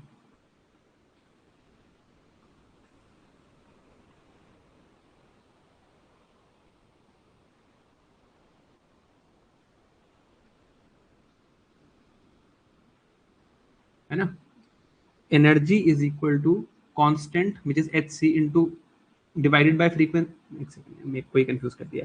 एनर्जी के दो फॉर्मूले हमने पढ़े थे, एच इंटू फ्रीक्वेंसी और H C by lambda.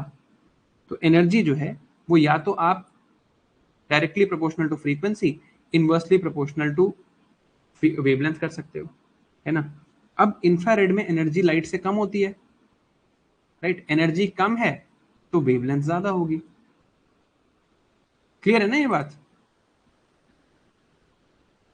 Less than red wavelength नहीं है, लेस देन रेड फ्रीक्वेंसी है सर। मैं ये चीज मैं दोबारा नहीं समझा सकता यार, ये हम बहुत पढ़ चुके हैं।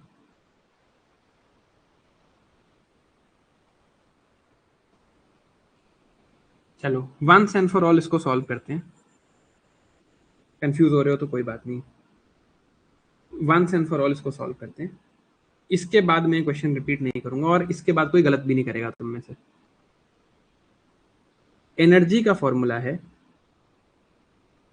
एच इंटू फ्रीक्वेंसी, एनर्जी का ही फॉर्मूला है H into C by lambda, where C is speed of light and lambda is wavelength. ऐसा क्यों है ये आपको क्लास में करके दिखाया था। Frequency is actually equal to speed of light divided by wavelength, क्योंकि जो वेव्स होती हैं वो स्पीड ऑफ लाइट से ट्रैवल करती हैं। जब हमने इलेक्ट्रोमैग्नेटिक स्पेक्ट्रम पढ़ा था तो हमने डिस्कस किया था कि यार यहां से स्टार्ट करेंगे, सबसे कम होता है रेडियो वेव में एनर्जी वाइज, फिर आती है माइक्रोवेव्स, फिर आता है इंफ्रारेड, फिर आती है विजिबल लाइट, फिर आता है अल्ट्रा वायलेट, फिर आती हैं गामा रेज, सॉरी फिर आती हैं एक्स रेज। बात हुई तो थी यार कि एक्स रेज इतनी पार होती है, देखो बॉडी को भी पेनिट्रेट कर जाती हैं, गामा रेज से तो हम कैंसर सेल्स को किल करते हैं, यूवी हार्मफुल होती है क्योंकि एनर्जी ज्यादा है। अब यहाँ क्या हो रहा है, इस डायरेक्शन में एनर्जी जो है वो इंक्रीज हो रही है, राइट। अब विजिबल लाइट में भी, in visible light also I generally look at I generally look at various colours. कौन कौन से कलर्स हैं भाई, violet, indigo, blue, green, orange, yellow, red, right. But उसमें सबसे कम एनर्जी रेड में है, फिर ऑरेंज में है, फिर येलो में है, फिर ग्रीन में है, फिर ब्लू में है, राइट, फिर इंडिगो में है, फिर वायलेट में है। वायलेट में सबसे ज्यादा एनर्जी होती है, रेड में सबसे कम एनर्जी होती है। ऐसे एनर्जी इंक्रीज कर रही है। अब अगर इधर एनर्जी इंक्रीज कर रही है तो इधर हमारी फ्रीक्वेंसी इंक्रीज कर रही होगी, है ना। और इधर फ्रीक्वेंसी इंक्रीज कर रही है तो इधर मेरी वेवलेंथ डिक्रीज कर रही होगी। ये मुश्किल है क्या यार समझना यार, इसमें क्या है। सचिन अलग ही मजे ले रहा है, यहाँ पे कह रहा है कंपटीशन कम है, लोगों को ये भी नहीं आता।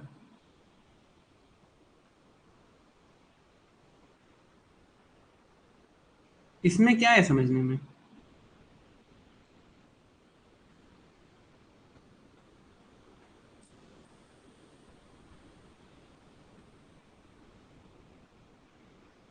ठीक है, 10th क्लास की साइंस है ये एक्चुअली, है ना? अब अब इतना ही है बस, दैट्स ऑल इट इज, बस। अभी ये दोबारा काम आएगा एक्चुअली इस पे। अभी हम निसार सैटेलाइट पढ़ने वाले हैं, जिसपे मुझे लग रहा है इस बार क्वेश्चन आना है। ठीक है, निसार में दोबारा काम आएगा ये। ठीक है, बस इतना ही था। चलो, heaviest proton emitter, astatine 188. Although this news we should read after studying environment. हमने आइसोटोप्स थोड़े बहुत डिस्कस किए हैं, एनवायरनमेंट में और डिटेल में करेंगे।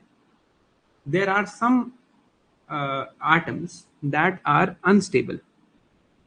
Why are they unstable? Because they have a very high atomic mass. Atomic mass बहुत हाई होता है, तो थोड़े अनस्टेबल होते हैं। अभी के लिए एक बार देख लो, जब न्यूक्लियर एनर्जी पढ़ेंगे तो ये बहुत क्लियर होगा। ठीक है, इसमें हमने डिस्कवर किया है astatine 188। Actually we will repeat this news in environment. Astatine 188 discover किया है, वो बहुत हैवी न्यूक्लियर एमिशन करता है। एक्चुअली यार इसमें ना हमें, we will repeat this news in environment, अभी के लिए छोड़ दो इसको, एनवायरनमेंट में पढ़ेंगे। इसमें हमें alpha decay, beta decay, gamma decay पढ़ना पड़ेगा, and that we will read anyway for nuclear technology. तो इसको अभी छोड़ देते हैं। Let's leave this news for now, and this one also. For now we are leaving this. We will come back and read these news after we have read radioactivity. ठीक है, अभी के लिए छोड़ रहे हैं, बट आई रिमेंबर, आप भी याद करा देना, मैं भी याद रखूंगा। Will come back and do this. ठीक है, आगे चलते हैं। Question of Gravitas.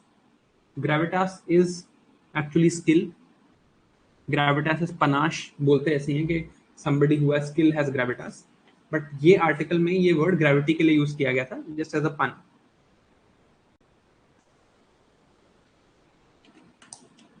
तो यहाँ पे क्या बोला गया कि जो एल्बर्ट आइंस्टाइन साहब थे, उन्होंने जनरल थ्योरी ऑफ रिलेटिविटी देने से पहले उन्हें लगा कि यार ग्रेविटी तो इतनी कॉम्प्लेक्स चीज है, ये गॉड ने बनाई होगी। ठीक है, कोई इसको एक्सप्लेन नहीं कर सकता, जैसी गॉड ने बनाई है वैसी है। अब ये तो हम पढ़ चुके हैं सारा। जनरल थ्योरी ऑफ रिलेटिविटी से रिलेटेड आपको क्या क्या आता है, अब आप मुझे बताओ, क्योंकि इस पे कम से कम 4 या 5 प्रीवियस ईयर क्वेश्चन भी किए हैं हमने, है ना? क्या क्या पढ़ा है हमने इस पे?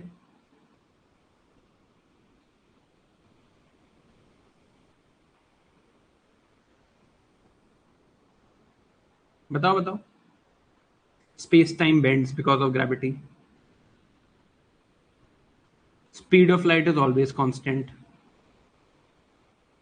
Gravitational waves. Time dilation is possible, very good. Expansion of universe can be proven.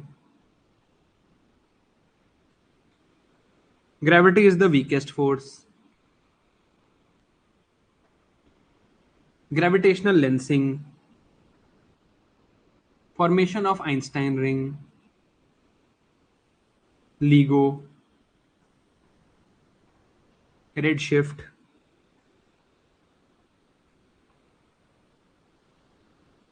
है ना? यही सारी चीजें हैं। विनी ने जल्दी टाइप करने के चक्कर में लिख दिया speed doesn't move in a straight line. Sir light man, sorry, मतलब light does not move in a straight line and speed of light is always constant. ये भी प्रीवियस ईयर क्वेश्चन है। Light gets affected by gravity, ये भी previous year question है। And gravity is bending of space time, ये भी previous year question है। ठीक है, तो क्या आर्टिकल देखने की जरूरत है? नहीं, इससे तो बहुत ज्यादा आता है आपको। ठीक है, छोड़ो, आगे चलो। चलो, स्क्विशी स्टफ। स्क्विशी स्टफ में क्या बोल रहे हैं? कह रहे हैं आपने कभी वो सॉफ्ट मैटर देखा है, जैसे स्लाइम जैसा, राइट? अभी क्या है, ये सॉलिड है या लिक्विड है, ये क्वेश्चन है। इज इट सॉलिड और लिक्विड? तो विस्को इलास्टिक कहते हैं इसको, कि it has a resistance to flow also, थोड़ा बहुत फ्लो करेगा विद रेजिस्टेंस, यानी कि विस्कोसिटी ये लिक्विड की प्रॉपर्टी है। और सॉलिड की तरह स्प्रिंग वाली प्रॉपर्टी इलास्टिसिटी भी है।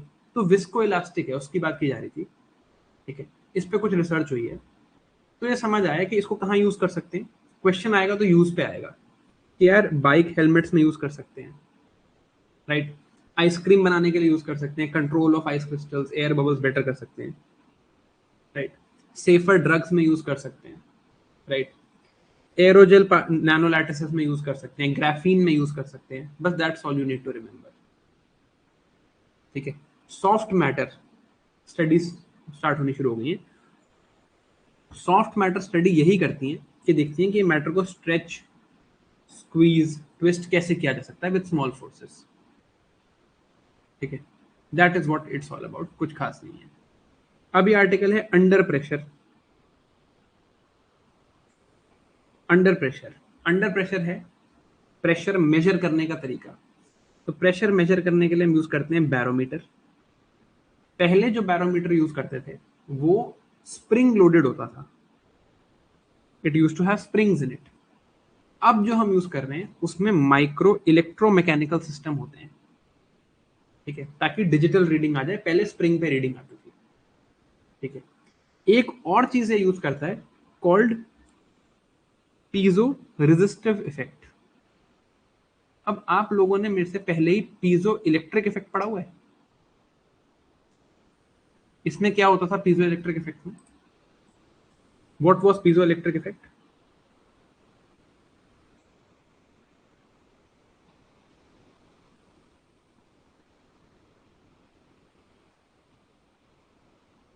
Mechanical to electrical, mechanical to electrical, ये पीजो रेजिस्टिव है।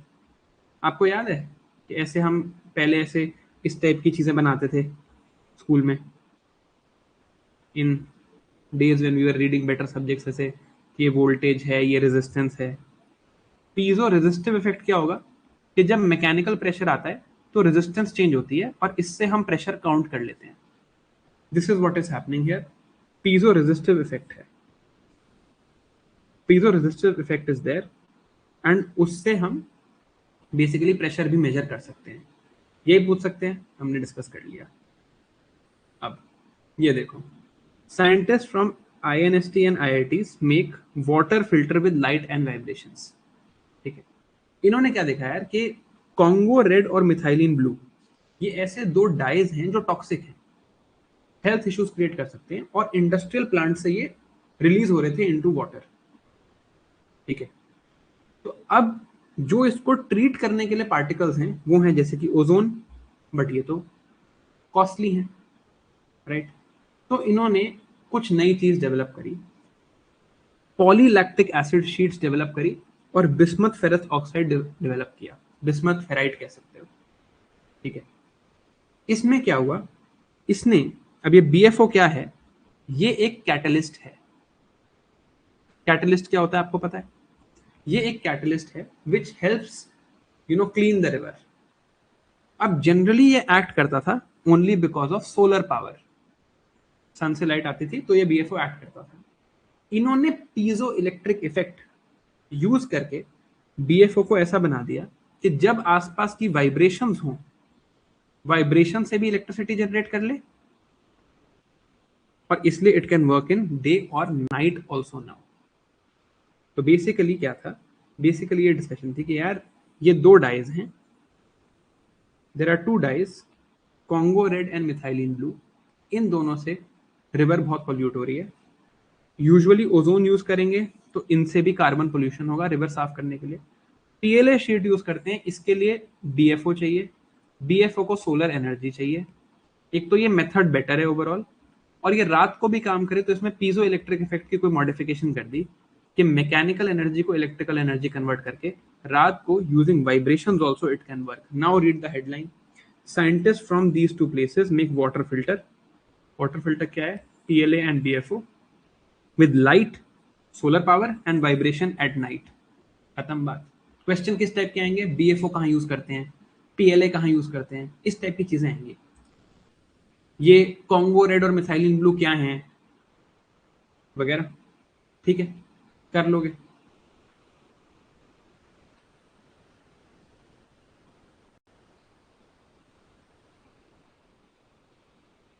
समझ आ रहा है? चलो, थोड़ा टाइम और लगेगा यार, थोड़े से और आर्टिकल है, बट यहीं याद करेंगे। ब्रेक ले लेते हैं, कोई दिक्कत नहीं है, let's take a break, 5 minute का ब्रेक लेते हैं, फिर कंटिन्यू करेंगे।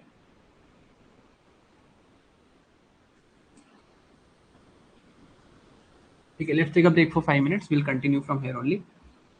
We are left with 8-9 pages. Break लेके आई थिंक इन 40-45 मिनट्स इसको भी खत्म कर लेंगे. और यहीं पे याद हो रहा है ना? ठीक है, कूल. चलो स्टार्ट करते हैं.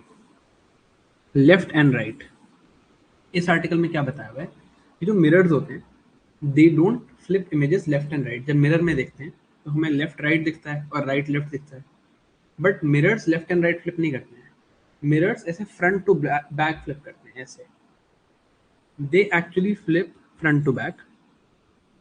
ठीक है, जब आप अपना राइट हैंड रेज करते हो तो आपको रिफ्लेक्शन में लगता है कि लेफ्ट हैंड रेज हो रहा है, but actually left hand raise नहीं हो रहा होता है. Right, it is just front to back. वो हमारा ब्रेन होता है जो लेफ्ट राइट को स्वैप करता है. बस इतना लिखा है. ठीक है, इसमें बस ये याद करना है कि मिरर जो हैं वो लेफ्ट राइट फ्लिप नहीं करते हैं, वो फ्रंट एंड बैक फ्लिप करते हैं. That's all you have to remember here. छोटा सा आर्टिकल है, इसको छोड़ते हैं. ये इंपॉर्टेंट है, ये थोड़ा सा डिफिकल्ट आर्टिकल है. ठीक है, इसमें काफ़ी सारी चीज़ें हैं बट ये इंपॉर्टेंट है क्योंकि हमारे एक साइंटिस्ट को, जैनेंद्र जैन जी को, वुल्फ प्राइज मिला है फॉर दिस डिस्कवरी. ठीक है, अब समझते हैं यार इसको. इसमें थोड़ा सा टाइम लगेगा, तो please show some patience in understanding this article. देखो, नॉर्मली आज से पहले टीवी, ये बेसिकली टीवी की वर्किंग है कि वर्किंग बिहाइंड टेलीविजन स्क्रीन. ठीक है, इस पे क्वेश्चन आ सकता है, काफी इंपॉर्टेंट है क्योंकि जहाँ पे इंडियन डिस्कवरी होती है वहां पर क्वेश्चन आने के चांस और ज्यादा होते हैं. ठीक है, तो लेट्स अंडरस्टैंड. Let's see. पहले एक मटेरियल था जिसका नाम था फॉस्फोरस. फॉस्फोरस नहीं है ये, फॉस्फोरस. ये मटेरियल क्या था? इस पे अगर आप इलेक्ट्रॉन मारोगे तो ये लाइट एमिट करेगा. ठीक है, आप इलेक्ट्रॉन फेंकोगे इसके ऊपर. इलेक्ट्रॉन फेंकने का मतलब क्या है? Electricity. Electricity is nothing but flow of electron. आप अगर इलेक्ट्रॉन इस फॉस्फोरस को दोगे, इट विल एमिट लाइट. इसको इलेक्ट्रिसिटी दोगे, लाइट एमिट करेगा. तो जो पहले CFL और ट्यूब्स होती थी, ट्यूबलाइट होती थी, CFL होती थी, उसमें इनको यूज करते थे. लेकिन बात की गई कि अगर मुझे टीवी बनाना है तो मुझे क्या करना होगा? ठीक है, तो टीवी बनाने के लिए मैं सिर्फ लाइट एमिट तो नहीं कर सकता. Images have to move in a video और अ स्क्रीन. इमेजेस, जैसे आपके सामने जो स्क्रीन है, माई इमेजेस राइट नाउ मूविंग. अब ये मूविंग इमेज बनाने के लिए क्या करें कि अगर मैं सिर्फ इलेक्ट्रॉन दे दूंगा तो एक जगह पे लाइट आएगी, तो मुझे मूविंग बीम चाहिए. कभी यहां लाइट आए तब इमेज जनरेट होगी. राइट, यहां तक बात समझ आ रही है? थोड़ा सा टफ है तो थोड़ा सा धीरे पढ़ेंगे. ऐसे मूविंग बीम चाहिए लाइट की. कभी इधर पार्ट हुआ, कभी इधर इधर हुआ, कभी इधर हुआ, कभी इधर हुआ, ऐसे मूविंग बीम चाहिए लाइट की. ये बात समझ आ रही है? I need a moving beam of light, है ना? तो ये देखा गया कि मान लो यहां पर एक मैग्नेट है.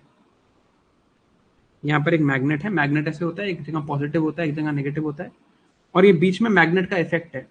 मैग्नेट के इफेक्ट में अगर मैं इलेक्ट्रॉन्स को मूव कराऊंगा, if there is an electron here, और मैं इलेक्ट्रॉन्स को ऐसे फ्लो कराऊंगा under a flow of magnet. ये मैग्नेट लगा हुआ है, बड़ा मैग्नेट, एक मैग्नेट यहाँ लगा हुआ है, एक मैग्नेट यहाँ लगा हुआ है, ऐसे मान लो, और बीच में इलेक्ट्रॉन जा रहे हैं. तो using this magnetic field I can move the electrons. Right, अब ये मैग्नेटिक फील्ड के अंदर जो इलेक्ट्रॉन्स मूव करते थे, कोई भी चीज मूव करती है तो उस पर कोई फोर्स लग रहा होगा. इस फोर्स को हम कहते थे लोरेंस फोर्स. तो पहले क्या करते थे हम? लोरेंस फोर्स यूज करते थे. We use to use magnetic field to deflect moving electrons using Lorentz force. ठीक है, आपने देखा होगा जो पुराने टीवी होते थे, पता नहीं अब आप लोगों ने देखे हैं नहीं, उसमें ऐसे बहुत पीछे बड़ी सी, usually not, they were not flat screen TVs, पीछे एक ट्यूब सी होती थी, बड़ा ऐसे. इट यूज टू बी कि यहाँ पे स्क्रीन है और पीछे कुछ ऐसा है. इस टाइप का टीवी दिखता था. इसे कहते थे cathode ray tube TV, CRT TV कहते थे. इसमें यहाँ से इलेक्ट्रॉन बीम आती थी और यहाँ पे मैग्नेटिक फील्ड लगा के उसको मूव किया जाता था, तो यहाँ पे इमेज बनती थी. इस टाइप का टीवी देखा आपने? Have you seen a TV like this? ऐसा बहुत पुराना टीवी, पीछे ऐसे मोटा सा कुछ होता है, वहां से इलेक्ट्रॉन की बीमारी है, उसको मूव कराते थे. ठीक है, तो पहले ये चलता था और इससे इमेज बनती थी, तो फॉस्फोर्स को यूज करते थे, इलेक्ट्रॉन बीम में ऐसे मूव कराते थे। अब फिर क्या हुआ, फिर एक नई चीज डिस्कवर हुई कॉल्ड ट्रांजिस्टर। ट्रांजिस्टर डिस्कवर हुआ 1947 में। ट्रांजिस्टर डिस्कवर करने से हमारे सेमीकंडक्टर्स पे, सेमीकंडक्टर्स हमने पढ़ा है कि इंसुलेटर और कंडक्टर के बीच में है, राइट। अब सेमीकंडक्टर्स याद करो, बैंड गैप थ्योरी में, नैनोटेक में हम पढ़ रहे थे सेमीकंडक्टर्स किस टाइप के होते हैं। तो सेमीकंडक्टर्स में ये लाने के बाद हमने फिर सेमीकंडक्टर्स को यूज करना स्टार्ट किया। सेमीकंडक्टर्स में कभी इलेक्ट्रॉन फ्लो कर रहा है, कभी नहीं कर रहा, उस बेसिस पे हमने टीवी बनाना स्टार्ट किया। तो जो मॉडर्न फ्लैट स्क्रीन टीवी है वो हमने सेमीकंडक्टर और ट्रांजिस्टर के बेसिस पे यूज किया। ट्रांजिस्टर क्या होता है, ये बताता है कि कितना करंट फ्लो हो रहा है, तो सेमीकंडक्टर्स को यूज किया, ठीक है। तो फिर ये फॉस्फोर्स यूज होना बंद हो गए, phosphor started stop being used, और ये गैलियम आर्सेनाइड फॉस्फाइड, ये एक सेमीकंडक्टर था, इसको यूज करना स्टार्ट कर दिया। इसके थ्रू फिर एलईडी वगैरह बनाना स्टार्ट किया। तो जो एलईडी हम पढ़ते हैं, लाइट एमिटिंग डायोड, उसमें ये सेमीकंडक्टर यूज होता है। आज क्या यूज करते हैं, आज हम यूज करते हैं इलेक्ट्रॉनिक सर्किट्स। हम मैग्नेटिक बीम नहीं यूज करते, तभी वो इतने फ्लैट टीवी बन पाए। इलेक्ट्रॉनिक सर्किट है, वो सर्किट के थ्रू लाइट जलाते हैं। This is what we are doing today. ये तो आज तक की वर्किंग है, इसमें कुछ नई चीज नहीं है, ठीक है। यहां तक भी क्लियर है, ये नई डिस्कवरी नहीं है, यहां तक भी क्लियर है। इस पे क्वेश्चन भी नहीं आएगा, इसलिए क्लियर भी होगा, ठीक है। ये अभी तक क्लियर होगा, इसमें कुछ नहीं है कि इलेक्ट्रॉनिक सर्किट्स अब यूज करना स्टार्ट कर दिया हमने, ठीक है। अब जो नई डिस्कवरी है वो क्या है, और जो नई डिस्कशन है वो क्या है, हमने कहा यार, हमने देखा कि अगर एक ऐसे वायर है, let's say there is a normal, मैं बहुत मोटी वायर बना रहा हूं आपको दिखाने के लिए। एक मोटी वायर है, इसमें इलेक्ट्रॉन्स फ्लो कर रहे हैं, ऐसे इलेक्ट्रॉन इलेक्ट्रॉन इलेक्ट्रॉन ऐसे फ्लो कर रहे हैं, ठीक है। और मैंने यहां पर मैग्नेट लगा दिया, यहां पर भी मैग्नेट लगा दिया, तो यहां पर अब कुछ मैग्नेटिक फील्ड आ गई। तो ये इलेक्ट्रॉन्स पे यहां पर भी वायर में भी फोर्स लगता था, और इलेक्ट्रॉन इस कोने में जाके अटक जाते थे, ऐसे सारे इलेक्ट्रॉन इस तरफ आ जाते थे। अब पहले सेंटर से जा रहे थे वायर के, बट क्योंकि मैंने मैग्नेटिक फील्ड लगा दिया, इन पे फोर्स लग गया, ये यहां पर ऐसे जाने लग गए, इलेक्ट्रॉन एक तरफ इकट्ठे हो जाते थे। This was called the hall effect, right. Hall effect actually scientist के नाम पे है, बट आपको याद करना है, तो ऐसे कर लो कि मैग्नेट लगाया तो ऐसा लगता है कि हॉल के एक कोने में इलेक्ट्रॉन इकट्ठे हो रहे हैं, यहां पर electrons are now all in one place. ये बात भी समझ आ रही है कि भाई फोर्स लग रहा होगा इस टाइप का इधर कुछ, क्योंकि मैग्नेट से तो फोर्स लगता ही है, तो वो ऐसे हो जाते थे, कॉल्ड हॉल इफेक्ट। अब हमने इस हॉल इफेक्ट को क्वांटम लेवल पे स्टडी किया। अब क्वांटम लेवल पे क्या होता है, एक एक एटम अलग अलग होता है, 10⁻⁻⁹ होता है, अलग बिहेवियर होता है। हम क्वांटम इफेक्ट्स में कुछ पढ़ चुके हैं इलेक्ट्रॉन्स के बारे में, सुपर पोजिशन हमने पढ़ा है, 0 and 1 at the same time, right, both spins at the same time, ये भी याद होगा आपको। ये भी याद होगा कि वायर में ऐसे हम फोर्स लगाएंगे तो इलेक्ट्रॉन एक तरफ हो जाएंगे, इसको हॉल इफेक्ट कहते थे। क्वांटम लेवल पे हम स्टडी कर रहे हैं, सुपर पोजिशन याद होगा आपको, है ना, 0 and 1, 0 and 1 होता है। तो अब अगर मैं क्वांटम इफेक्ट, अगर क्वांटम इफेक्ट में देखूं तो आइडली क्या होना चाहिए, quantum effect is always very zoomed in 10⁻⁹, मैंने क्लास में भी आपको ऐसे समझाया था। तो अब क्या होना चाहिए क्वांटम आइडली, पहले एक इलेक्ट्रॉन जाएगा, फिर एक इलेक्ट्रॉन जाएगा, फिर एक इलेक्ट्रॉन जाएगा, एक एक करके होना चाहिए, बैंड्स अलग अलग हो जाएंगे, फिर एक इलेक्ट्रॉन जाएगा, फिर एक इलेक्ट्रॉन जाएगा, ऐसे होना चाहिए कि स्टेप बाय स्टेप इलेक्ट्रॉन्स को जाना चाहिए, right. Ideally this should happen, right. ये बात भी समझ आ रही है। मैं ओवरऑल देखूंगा तो मुझे सारे ऐसे दिखेंगे, बट जब मैं क्वांटम लेवल पे देखूंगा तो मैं जूम करके देखूंगा, मैं बहुत छोटे लेवल पे एक एक पार्ट को देख रहा हूँ, 10⁻⁹ के स्केल को देख रहा हूँ, तो पहले एक इलेक्ट्रॉन जाना चाहिए, फिर एक इलेक्ट्रॉन जाना चाहिए, फिर एक इलेक्ट्रॉन जाना चाहिए, फिर एक इलेक्ट्रॉन जाना चाहिए, स्टेप वाइज होना चाहिए, 1 then 2 then 3 then 4, ऐसे होना चाहिए। आइडली दिस शुड हैपन, मुझे एक एक करके दिखने चाहिए। अरे जहां साथ में रहे होंगे मुझे तो एक एक करके दिखेंगे, मैं तो इस लेवल पे देख रहा हूं ना। अब वाई स्टेप बाय स्टेप आप याद करो, वाई स्टेप बाय स्टेप कि भाई पहले ऐसे बैंड्स होते थे, याद है, फिर मैं ऐसे बैंड्स कर दिए। कुछ याद आ रहा है इससे? क्लास में देखा है हमने ये। तो स्टेप बाय स्टेप होना चाहिए, पहले सब कुछ साथ में होता था, फिर एक जाएगा, फिर एक जाएगा, फिर एक जाएगा, फिर ऐसे एक जाएगा। याद आ रहा है? पढ़ा है हमने नैनोटेक में। डिस्क्रीट लेवल्स बन जाते हैं, बैंड सेपरेट हो जाते हैं। You studied this. Band gap बढ़ जाता है। तो आइडली एक एक करके दिखना चाहिए था मुझे, राइट? मुझे एक एक करके दिख जाना चाहिए था, ठीक है। बट हमें दिखा क्या कि अगर मैं ये काम लो टेम्परेचर में और 2 डायमेंशनल स्पेस में करूं, तो ये ऐसे नहीं एक एक करके नहीं जा रहे, दे आर बिहेविंग लाइक, एक इलेक्ट्रॉन में क्या होता है, एक इलेक्ट्रॉन में एक नेगेटिव चार्ज होता है, -1 होता है इलेक्ट्रॉन, वैसे, है ना? मुझे एक एक करके इलेक्ट्रॉन दिखना चाहिए था। बैंड गैप है, एक एक -1 -1 -1 ऐसे दिखना चाहिए था। बट अगर मैं ये सेम काम लो टेम्परेचर पे करूं, अगर मैं ये सेम काम 2 डायमेंशनल स्पेस में करूं, तो बहुत ही वियर्ड चीज दिख रही है कि ये फ्रैक्शंस में जा रहे हैं। -1/3, -2/5, -4/7। अब ये फ्रैक्शंस कहां से आ रही हैं? किसी को नहीं पता, किसी को नहीं पता ये फ्रैक्शंस कहां से आ रही हैं। And this is called anion.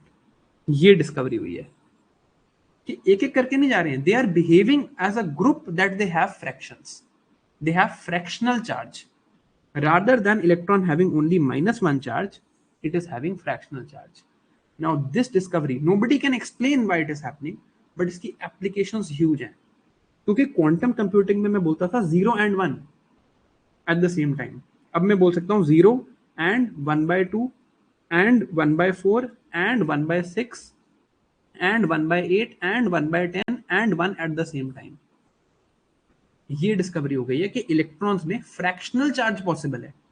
Ideally ये एक एक करके जाने चाहिए थे, बट ये बिहेव ऐसे कर रहे हैं जैसे इनमें फ्रैक्शनल चार्ज है। तो ये ऐसे नहीं जा रहे एक एक करके, ये पहले यहां तक जाएंगे। What is actually happening is, पहले ये यहां तक जाएंगे, फिर ये यहां तक जाएंगे, फिर ये यहां तक जाएंगे, फिर ये यहां तक जाएंगे। फ्रैक्शंस में स्टेप वाइज मैनर में कह रहे हैं। इसको कहा गया है फ्रैक्शनलाइज्ड क्वांटम हॉल इफेक्ट। अब इस डिस्कवरी को हम यूज कर सकते हैं बहुत जगह पे। तो अब देखो पढ़ते हैं। In 2D materials at low temperature, fractional quantum Hall states exhibit 1/3 charge particles called anions. इसके लिए नोबेल प्राइज मिल चुका है 1998 में। And this could revolutionise quantum computing. अब इसकी अंडरस्टैंडिंग एकदम और बेटर हो गई है। Understanding has become even more better कि यार ये फ्रैक्शनल स्टेट में एग्जिस्ट करते हैं। और इस अंडरस्टैंडिंग के लिए जैनेंद्र जैन जी को वुल्फ प्राइज मिला है। इसको हम टीवीज में यूज करते हैं, इस क्योंकि हमने क्यू एलईडी भी पढ़ा था, क्वांटम एलईडी के इलेक्ट्रॉन्स को कैसे यूज करते हैं टीवी में। तो टीवी में भी बेटर होगा, क्वांटम कंप्यूटिंग भी बेटर होगी, बहुत सारे इनकी एप्लीकेशंस हैं। और ये फ्रैक्शनल चीज शो कर रहे हैं, फ्रैक्शनल चार्ज शो कर रहे हैं। ये डिस्कवरी आई नो थोड़ा सा कॉम्प्लेक्स है, but I am just reading the lines of the newspaper. आपको ये याद होनी चाहिए। हमारा जो अब याद करना है, हमारा एक्सप्लेनेशन समझने की जरूरत नहीं है, बट आई होप समझ आ रहा है कि क्या हो रहा है। So now we can have various applications of this. और क्योंकि इंडियन ने डिस्कवर किया है, I can't answer the why it is happening. Maybe the scientists can only answer that question. ठीक है? See, I have told you this before. This is like an observed phenomena कि ऐसा होता है। क्यों एक्सप्लेन करना, उसके बाद उसकी अलग थ्योरीज होती हैं, but this is happening, right? Fractional quantum Hall effect is a quantum phenomena observed in 2D electron system. The 2D system, very low temperature under a magnetic field. Hall effect जो होता है, जो ideally numbers में होना चाहिए था 1 2 3 4, वो fractional values में आ जाता है। इसकी एप्लीकेशन जहां जहां क्वांटम कंप्यूटिंग की एप्लीकेशन है वहां वहां है। क्वेश्चन आएगा तो एनायंस क्या होते हैं इस पे ही आ सकता है, ठीक है? वो हमने देख लिया है। अब एक और थोड़ी सी टफ न्यूज, ठीक है? किसी भी सेमीकंडक्टर में, किसी भी सेमीकंडक्टर में जब इलेक्ट्रिसिटी फ्लो होती है तो कैसे होती है? तो दो टाइप के सेमीकंडक्टर होते हैं, एक होता है पी टाइप, एक होता है एन टाइप। मान लो ये एक सेमीकंडक्टर है, क्यूब की तरह देखते हैं। एक तो होगा कि यार इसमें ना कुछ इलेक्ट्रॉन्स फालतू हैं, मैंने यहां से बैटरी लगाई, ये इलेक्ट्रॉन्स एक तरह से ऑर्गेनाइज हो गए और इलेक्ट्रॉन्स फ्लो करने लग गए, this would be called an type. एक होगा कि इसमें खुद के इलेक्ट्रॉन्स नहीं है, बट इसमें ना छोटे छोटे होल्स हैं, there are small holes in it. मैंने यहां से बैटरी लगाई, इन होल्स के थ्रू इलेक्ट्रॉन्स पास कर जाएंगे और इलेक्ट्रिसिटी चली जाएगी। दो तरह के होते थे, या तो होल्स वाले होते थे पी टाइप, या इलेक्ट्रॉन्स वाले होते थे एन टाइप। अब एक नई चीज ढूंढी है इन्होंने, जिसे कहते हैं डायरेक्शन डिपेंडेंट कंडक्शन पोलैरिटी। मतलब डिपेंडिंग ऑन मैं किस साइड से करंट लगाता हूं, कि ऐसे भी बिहेव कर सकता है और ये ऐसे भी बिहेव कर सकता है। This is direction dependent conduction polarity, इसे कहते हैं ऑल्टर मैग्नेट। ये हमने डिस्कवर किया है at S N. Bose National Centre for Basic Sciences, और क्या नाम दिया है इसको, chromium antimony. Chromium antimony compound है जो ये इसमें बिलोंग करता है। ये इनएक्सपेंसिव कंपाउंड है, स्टेबल कंपाउंड है, ठीक है। और इसमें हॉल इफेक्ट भी है और सीबेक इफेक्ट भी है। सीबेक इफेक्ट क्या होता है जानने की जरूरत नहीं है। अब इसकी एप्लीकेशन कहाँ है, जहां जहां सेमीकंडक्टर एप्लीकेशन है, स्क्रीन बनाने में वगैरह वगैरह, वहां वहां इसकी एप्लीकेशन है। I know this is slightly difficult to understand, question आने के चांस भी मुश्किल है, but I hope you are able to understand कि दो टाइप के सेमीकंडक्टर होते थे, या तो होल वाले या फिर इलेक्ट्रॉन वाले। अब ये एक देखा गया कि इस पे अगर आप ऑल्टर मैग्नेट नाम है इसका, change in different direction, charge ये कैसे कैरी करेगा, होल्स के थ्रू करेगा या इलेक्ट्रॉन्स के थ्रू करेगा, वो चेंज हो जाता है अलग अलग डायरेक्शन में। कौन सा कंपाउंड है भाई, क्रोमियम एंटीमनी। इनएक्सपेंसिव है, स्टेबल है, और इंडिया में ही डिस्कवर हुआ है। आई होप थोड़ा समझ आ रहा हो। I know it's a bit tough, but we have to get past this and just understand, just in case this the question. याद करना है यहाँ पे, इसके बियॉन्ड नहीं जाना है, डेप्थ में नहीं घुसना है, ठीक है। न्यूज आर्टिकल आया है यार, just have to remember this and don't have to go into that much detail, ठीक है। Okay, now this is the only thing in today's class that I will ask you to remember, nothing else I'll ask you to remember, ठीक है। अब एक phenomena था called super heating, इसको समझते हैं। यहां क्या हो रहा था,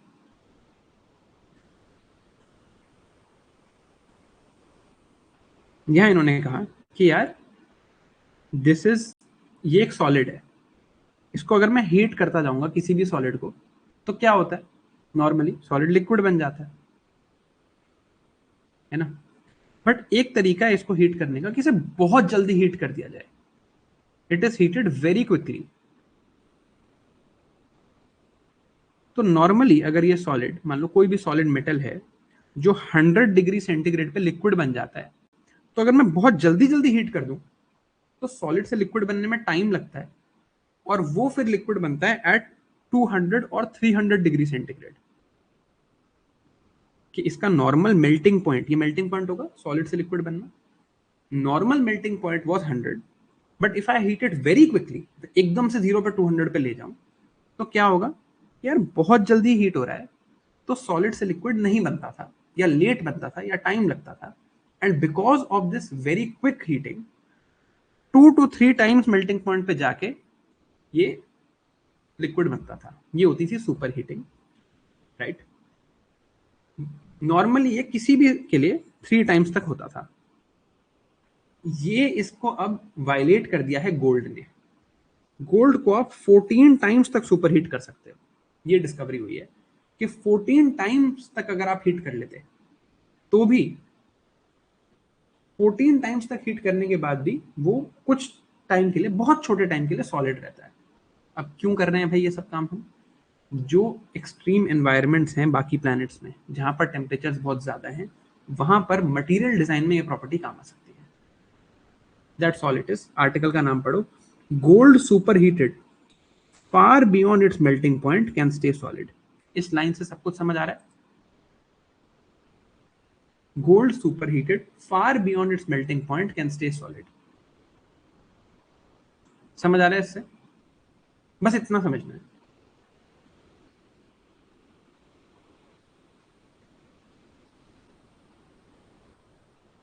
ठीक है, याद यही करना है हमें। ठीक है, ओके, चलो अब ये आर्टिकल आप मुझे पढ़ाओगे। क्या हुआ है,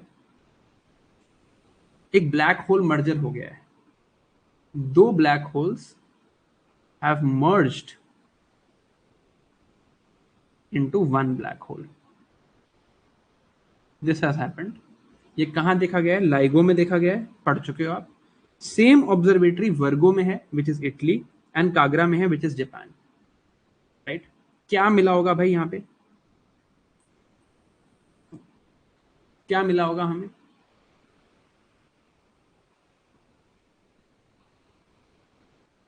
ग्रेविटेशनल वेव। तो एग्जैक्टली ग्रेविटेशनल वेव ही मिली है। अब ग्रेविटेशनल वेव आपको आता है, समझाने की जरूरत नहीं है, पीवाईक्यू आ चुका है, हम समझ चुके हैं कि ग्रेविटेशनल वेव आई है। यहां पर इंपॉर्टेंट चीज ये है कि हम इंडिया में भी एक लाइगो ऑब्जर्वेटरी बनाना चाह रहे हैं। वो कहाँ बना रहे हैं? महाराष्ट्र में बना रहे हैं, हिंगोली डिस्ट्रिक्ट में। बट 2030 तक होना था, बट थोड़ा डिले में चल रहा है, कंस्ट्रक्शन थोड़ा बिहाइंड शेड्यूल चल रहा है। ठीक है, okay, all right, I think we can stop here. 3.5 घंटे हो गए हैं, आप लोगों को थोड़ा मैं स्पेयर कर देता हूँ। We will continue from here next time. ज़्यादा कुछ बचा नहीं है, थोड़े से स्पेस की एक दो न्यूज़ बचे हैं। That too it's not a lot, trust me, मतलब इट्स रियली नॉट, हम कर लेंगे। It's fairly easy to understand. But एक काम कर लेते हैं, रादर देन गोइंग फॉरवर्ड कि यार और पढ़ लें, उससे एक बेटर चीज़ एक काम कर लेते हैं। आपने जितने आर्टिकल्स आज पढ़े, देखो यार, please understand this is not a current affairs compilation. This is like you are reading the newspaper. मैं आपके साथ बैठ के पूरा अखबार पढ़ रहा हूँ, राइट? तो हम एक ब्रॉड कवरेज कर रहे हैं। जब ब्रॉड कवरेज कर रहे हैं तो अपने चांसेस बेटर कर रहे हैं, बट हमारा टाइम ज्यादा लग रहा है। इट्स अ ट्रेड ऑफ, है ना? My objective here is to ensure कि उस ट्रेड ऑफ में आपका कम टाइम लगे और आप अभी याद कर लो। तो अब in the end of this class, let's remember every article we have read today. इसमें क्या था फर्स्ट आर्टिकल में? कि यार लाइट माइक्रोस्कोप में हम नया मेथड यूज कर रहे हैं कि हाइड्रोजेल से एक्सपैंड कर रहे हैं। ठीक है, ब्लू लाइट में क्या था कि यार डीएनए में यीस्ट की म्यूटेशन होती है, एंटी फंगल थेरेपी यूज कर सकते हैं। आर्क थेरेपी क्या था? स्पार्क नाम था कि यार स्पार्क से हम कैंसर को किल कर लेते हैं। ठीक है, आईआईएससी रिसर्चर्स ने मेटल बेस्ड नैनोसाइम बनाया था V2O5। V2O5, राइट, याद होगा आपको। इससे वो डिजीजेस वगैरह खत्म हो रही है। मैजिक माइक्रोस्कोपी क्लोजर लुक में क्या था भाई?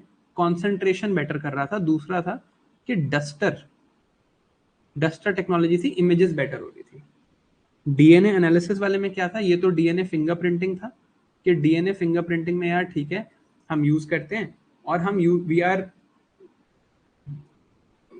We are using this when AI-171 crashes happen. Then physics can give rise to multicellular life sans mutations। तो एक एवोल्यूशन का नया मॉडल समझ आ रहा था कि यार फिजिक्स से भी एवोल्यूशन हो सकता है। CAR-T सेल्स इन वीवो को ट्रांसफॉर्म कैंसर केयर। यहाँ क्या देखा था कि अच्छा यार, हम बॉडी में ही बना देंगे, mRNA पार्टिकल्स दे देंगे, lipid coated mRNA particles they देंगे, डीएनए चेंजेस नहीं करेंगे, लैब में नहीं लेके जाएंगे। नोबल रॉट वो नया फंगस था जो एक्चुअली इससे वाइन्स बेटर होती थी, तो अल्केमिस्ट ऑफ वाइन्स बोला है। बट इसमें क्या था? क्रोमोसोम्स जो थे वो डिस्ट्रीब्यूटेड थे। सिंथेटिक जीनोम में क्या था कि we will write the genome, हम पूरा जीनोम लिखेंगे, we will write the genome properly rather than just reading it, जैसे हमने ह्यूमन जीनोम प्रोजेक्ट में किया। जीन एडिटेड राइस में क्या था? ये ऑस्फो 1,2 रिसेप्टर्स थे, इनकी एक्सप्रेशन बढ़ा दी थी क्रिस्पर यूज करके, ताकि फॉस्फोरस अपटेक बेटर हो जाए। हाइड्रोजेल में क्या था कि यार नियर इंफ्रारेड लाइट दिखेगी तो विजन बेटर हो जाएगा, राइट। ये आपको समझ आता अगर हम निसार पढ़ते, बट निसार पढ़ेंगे तो समझ आ जाएगा। प्रोटॉन इमिटर ये हमने अभी नहीं पढ़ा। ग्रेविटास में क्या था भाई कि उनको ग्रेविटी में पता नहीं था ना, बस ये बता रहे हैं कि न्यूज में है general theory of relativity. Squishy stuff में क्या था, सॉफ्ट मैटर। ये सॉफ्ट मैटर है, इसमें विस्कोसिटी भी है और इलास्टिसिटी भी है। अंडर प्रेशर में क्या था कि यार बैरोमीटर्स हैं, बैरोमीटर से प्रेशर मेजर होता है। पहले एनालॉग होते थे, अब वो होने लगे हैं विद दीज इलेक्ट्रॉनिक डिवाइसेस, और इसमें पीजो रेजिस्टिव इफेक्ट था। Water filter with light and vibrations, इसकी बात की गई थी कि यार देयर इज अ डाई, एक डाई है, वो डाइस जो है वो पोल्यूटिंग है, तो हम एक कोबाल्ट का मटेरियल बना देते हैं, बिस्मथ फेराइड बना देते हैं, रादर बीएफओ बना देते हैं, जिससे और साथ में शीट्स बना देते हैं। बट ये बिस्मथ फेराइड से काम कैसे कराएं, तो लाइट, सोलर लाइट से भी करा सकते हैं और वाइब्रेशन से भी करा सकते हैं। लेफ्ट एंड राइट तो मिरर्स पे था। टेलीविजन स्क्रीन में हमने क्या देखा, टेलीविजन स्क्रीन में हमने देखा यार कि एनायंस डिस्कवर हुए हैं। एनायंस क्या करते हैं, फ्रैक्शनल चार्ज दिखाते हैं at low temperature and in 2D state. Altermagnet का यार दो तरह के सेमीकंडक्टर थे, एन टाइप और पी टाइप, बट ये क्रोमियम एंटीमनी सब्सटेंस है। इसमें क्या हुआ सीआरएसबी में कि यार इसमें जिस डायरेक्शन से करंट दोगे ये पी टाइप भी बन सकता है, एन टाइप भी बन सकता है। गोल्ड सुपर हीटिंग में हमने क्या देखा कि यार नॉर्मली 3 टाइम्स तक आप सुपर हीट कर सकते थे, गोल्ड में 14 टाइम्स कर सकते हो। डांस ऑफ डार्कनेस में क्या देखा कि ब्लैक होल मर्जर हो रहा है, and because of this black hole merger gravitational waves express हो रही हैं। बस इतना ही है, इतने आर्टिकल्स पढ़े हमने, इतने ही टाइम में रिवाइज होना चाहिए। यहां ज्यादा बैठ जाओ मेरे साथ, ठीक है, आप ज्यादा बैठ जाओ मेरे साथ, कोई दिक्कत नहीं है, ठीक है, बट याद यही होगा। अगले 20 मिनट में इसको याद करके भूल जाओ, मतलब छोड़ दो, भूल मत जाना छोड़ दो, ठीक है। ओके, अब नेक्स्ट जो हमारी क्लास होगी वो होगी 9th को, और वो होगी यूट्यूब पे लाइव, इसी टाइम पे होगी, 10 AM ही होगी, ठीक है। और इस क्लास में हम बजट कंप्लीट पढ़ेंगे। We will read complete budget of the government of India to be release on 1st Feb। All right, ठीक है यार, thank you guys for your time. I hope you like the lecture today. I hope you are able to study today. IPR की PPT already uploaded है science and take में। I hope you are able to recognize the topics, revise the topics faster in this manner. हम आगे भी सारा current affairs ऐसे ही पढ़ेंगे, ठीक है। ऑल राइट गाइस, ठीक है, सी यू, बाय बाय।